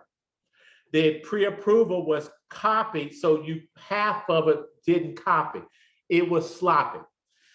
I said, which do you want? One, the sloppy one is 15 or 20,000 higher. They said, do you think you can get 15 or 20 higher more from this buyer? So that one, so I had already called, and she said, this is the highest they can go, which was a good offer. They were happy with that offer, by the way. We didn't take the higher offer because it was so sloppy. They don't show you that on HGTV, okay? Real life, that happens in real life. The fact that you present a sloppy looking agreement, even though it was, I want to say 15,000 higher, the seller said, we can't take the chance with this agent. And you know what the seller said to me? This is a sloppy agent. I think we're going to have problems with this agent. And I said, I concur. Anybody who gives me a contract that looks like this, I would guess we're going to have a problem. Maybe I'm wrong, but we couldn't chance it. So we took the offer that was $15,000 less. It's not always about the price. It's not always. Sorry, but then be safe than sorry. That's right. And then when the agent called me and said they didn't take my offer, wasn't I the highest? I said, yes, yours was the highest, but it was also the sloppiest. And I remember she said, well, what do you mean? I said, well, you didn't see what you presented to me. I'll mail it back or give it back to you so you can see. I said, because it was so sloppy and it was covered in food, my sellers didn't think that you would get us a settlement. And she was surprised. I'm like, well, why are you surprised? I said, you need to do better than this. I said, I'm sure you. And go show this contract to your broker and see what your broker thinks. All right. And I want to use it as an example when I teach my fundamental practice class at Temple, because I want to show you, don't ever do this. I keep some of those for my agents. I used to tell them when I would train a lot of agents, don't ever do this. Don't ever do this. But anyhow, I digress. Let's go on. All right. Any questions, any comments? Default. Let's get to the paragraph 26. Default. Is there any place, let's say the buyer defaults. Buyer clearly defaults. The buyer changes, wakes up, is the 18th. The buyer says, Trent, I don't want to buy this house because I don't buy houses on the 18th of the month. So I'm walking away from this deal. I clearly have defaulted. But you know, Trent, I put down $15,000. Is there any way you can get my $15,000 back? What's the answer to that? No. According to our contract? No. No, not consider money back. Anybody disagree with that? I tell you, you're all wrong. What you mean? There are ways you can still get that $15,000 back. Let's take a look at it. Look at paragraph 26. This is what a lot of agents don't know. Brokers didn't know this. Now they know because I taught so many of them. I want you to see, let's just go to paragraph 3. Let's go down to paragraph C. This is what you need to know. Paragraph C. If there's a default, buyer and seller agree. This is what we call, I told you, a prior written agreement. Buyer and seller agree that if there is a dispute over the entitlement to deposit monies that is unresolved, whatever you do, do not leave 180 days.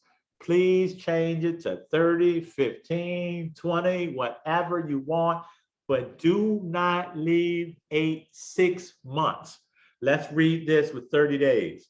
Buyer and seller agree that if there is a dispute over the entitlement to deposit monies that is unresolved 30 days after the settlement or following termination of the agreement, whichever was earlier, then the broker holding the deposit will, within 30 days of receipt of the buyer's written request, buyer says, give me my $15,000 back.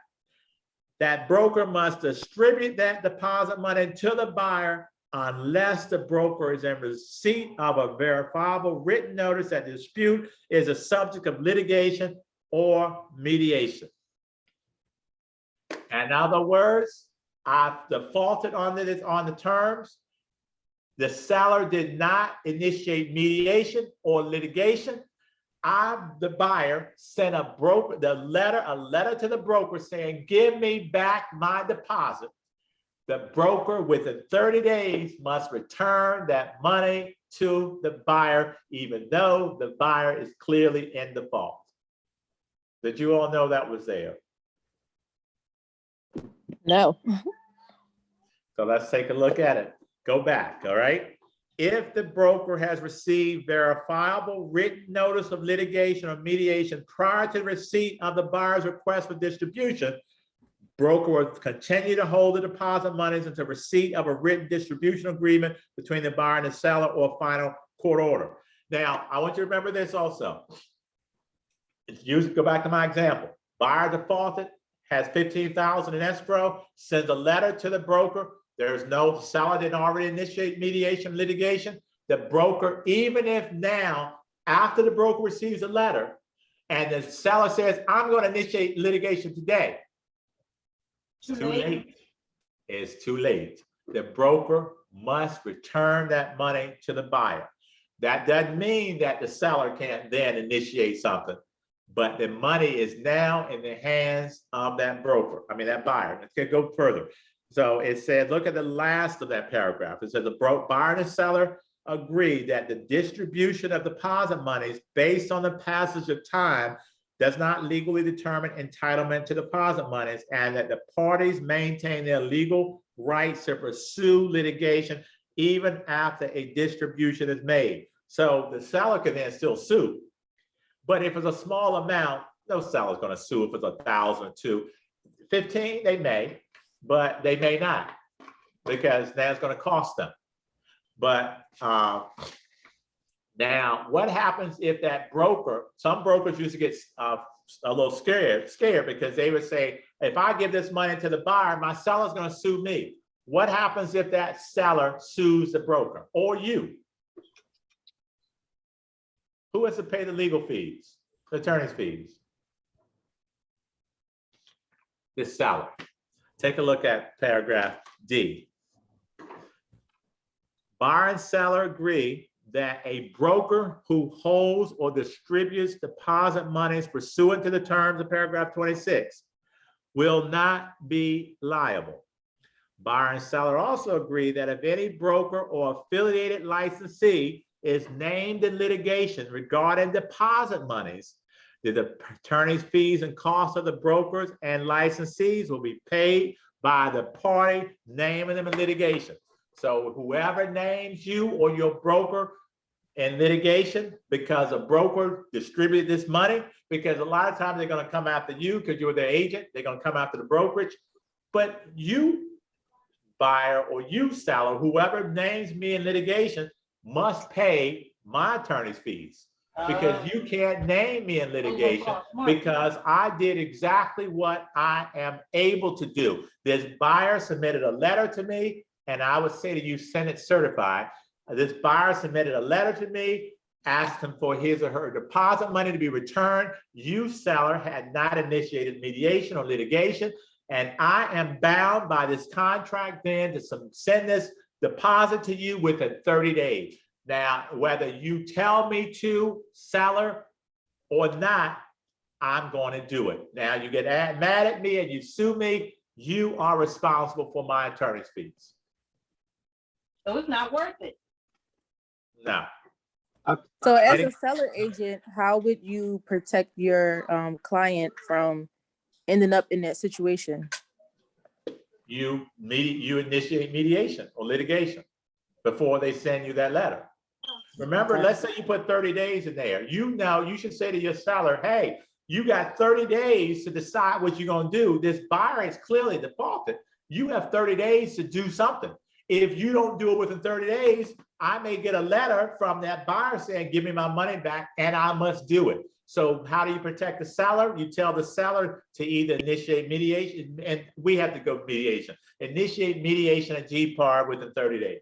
I mean, before this 30-day period. That's what you do. But even if they do that, they still have to pay fees if they have to go to court. Am I right? Oh no, that's mediation. Yeah, but you're not going to court. We do mediation if this contract mandates that we go to mediation. But if there is a lawsuit, yeah. But if you name in a lawsuit, you have to pay my attorney's fees. Any questions or comments? Can I ask a question? Yes. Yes. So what if the seller returns the money to the buyer when the buyer requests? Can the buyer still come after that seller after they get the money? Shouldn't the seller ask for some kind of release from the buyer just to protect himself? What would they come after them for? The buyer breached the contract and they're asking for their money back and they're getting it all back. What are they out? The brokerage agency gave it back. I'm sorry, Now, Marie. in a case that I'm familiar with, The buyer claims that the seller didn't fill. That's it. Now, we're not talking, Marie, hold on, I didn't want to go there. No, the buyer breached the contract. That's why I said the buyer decided it's Friday the 18th, I don't buy houses on the 18th, I'm walking away. That's a clear breach by the buyer. But the buyer is still entitled to his or her earnest money deposit if the seller has not initiated mediation or litigation within that time period. Before once that broker receives a letter from that buyer saying, please return my deposit money, that broker must do it within 30 days, period, if that seller has not initiated mediation or litigation, period. It's not nothing about the, there's no dispute about who breached this contract. And But even if there's there was no a dispute, way wait a the minute, buyer- hold on, even if there was a dispute, the broker must send that money to the buyer if the buyer asks for it and the seller has not done anything up to that point. You don't have to, the broker doesn't have to think. It's simply, oh, I got a letter from the buyer. Did the seller initiate litigation or mediation? Nope. Then I have to, within 30 days, return this money to the buyer, period. And so if the broker returns the money to the buyer, there's no way the buyer can come after the seller. Why would they come after them? For what reason, I'm asking? They got all that money back. But they may want you to pay for home inspections or title insurance or something like that. No, they're not entitled to that. They breached the contract. Why would they think you should pay all that? No, they're not. Matt, can I got a few more minutes, Matt? Or you want me to stop you?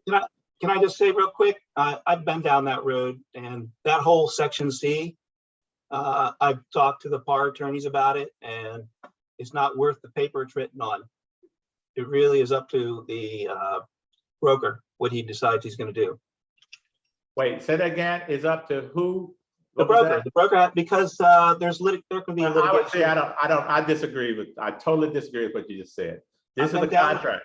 No, I don't know. I'm saying this is a contract. Contract says exactly what I just read you.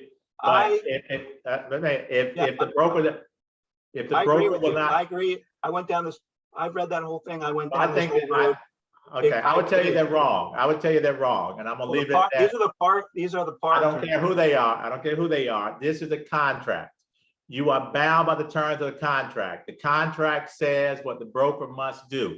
Now, there are brokers who may not do it. That's fine, but there are consequences when you breach a contract. The broker has to do exactly what, if the broker doesn't agree with that, then you can cross this out, which is what some people do. But you can't then say, I'm going to pick and choose the parts of the contract I like and the parts that I don't. That I don't know what PAR attorney said that to you, but I can tell you one thing, that makes no sense because this is a contract. I don't know how a broker can get around I know lots of brokers who follow this now, but what do? If you don't do it, what are the consequences? Well, if I'm the buyer, I'm going to come after you. I'm going to sue you. I absolutely would. I think I would prevail. I agree with you. It's a contract. I read it just the way it is, but in practice, it doesn't always hold water. No, and I agree, it doesn't always hold, but anybody who's saying that a broker doesn't have to do this, I would say to you, then this whole contract is just no good because I don't like this part of the contract. So I'm gonna ignore that. Oh, I don't like paragraph 14, so I'm gonna ignore that. No, this is part of the contract that you, buyer and the seller, signed. And if you don't agree with it, cross it out, negotiate. Everything in this contract is negotiable. Cross that out, negotiate some different terms. You can always cross that out, but you can't then, the broker can't decide. I actually think a broker ought to lose his license, his or her license, if they didn't do this. I would be one of the first to advocate that they lose their license. They shouldn't be a broker. I'll be the first person to say, if you are a broker and you ignore this, you have no damn right being a broker. That's what I would say. And I'll be the first one saying that broker ought to not have a license. But I digress. Yeah, I totally agree. I agree with you.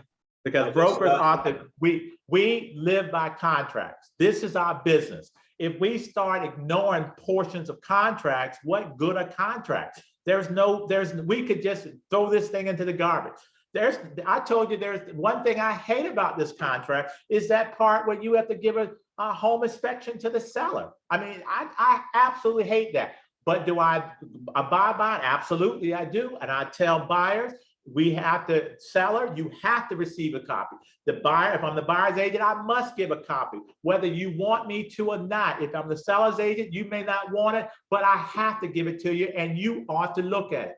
Do I agree with that? No, but that's a part of the contract. And that's what we live by, and that's what we need to honor. And I think they're Matt's telling me, shut up, Trent. Can I give one more second, Matt? I'm sorry, I mean to get off, but thank you. Let's go down to, I guess we really finished, but I want to go one last thing. Go to the last page where it says buyer about the consumer notice. Make sure that buyer has received the consumer notice. Make sure they initial that.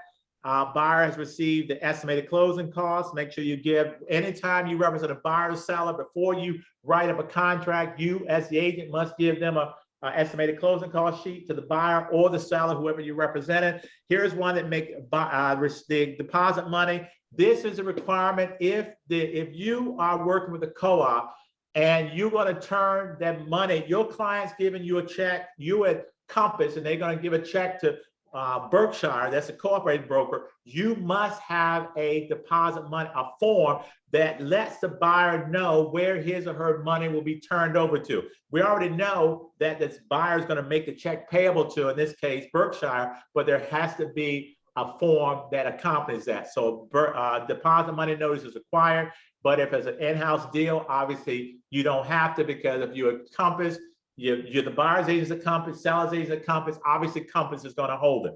But the one thing, last thing, and I'll quit here, make sure you have the lead-based paint disclosure. That is a part of this agreement of sale. Take a look at that. It says buyer has received the lead-based paint hazard disclosure, which is attached to this agreement of sale. And buyers also received the pamphlet, Protect Your Family from Lead. But make sure that you attach the residential lead-based paint hazard disclosure form to your agreement sale. That doesn't go with the seller's disclosure. It goes with your contract. You don't have a contract without this. That is, of course, if the property is built before 1978. All right. Brent, can you look at one more thing and talk about paragraph 28, 2 lines below the end of that paragraph? Should seller be in default under the terms of the agreement or in violation of any seller disclosure? If they, in other words, they're saying that once you release, once the buyer finishes his contract, they're basically, they releasing the brokers, the agents, everybody. So let's say if something happened, if the HVAC system broke days later or weeks later, you can't come back and sue us. You release everybody. It was working at that time. But if the seller committed fraud, if the seller lied and said this HVAC system is working in the middle of the winter, so we can't test the air conditioning system, but I had it tested and I have a fake invoice, then that's dumb. You're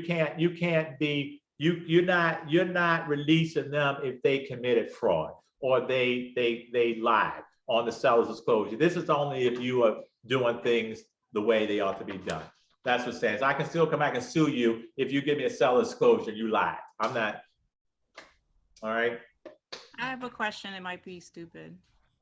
There's no such thing as a stupid question. Well, I'm new.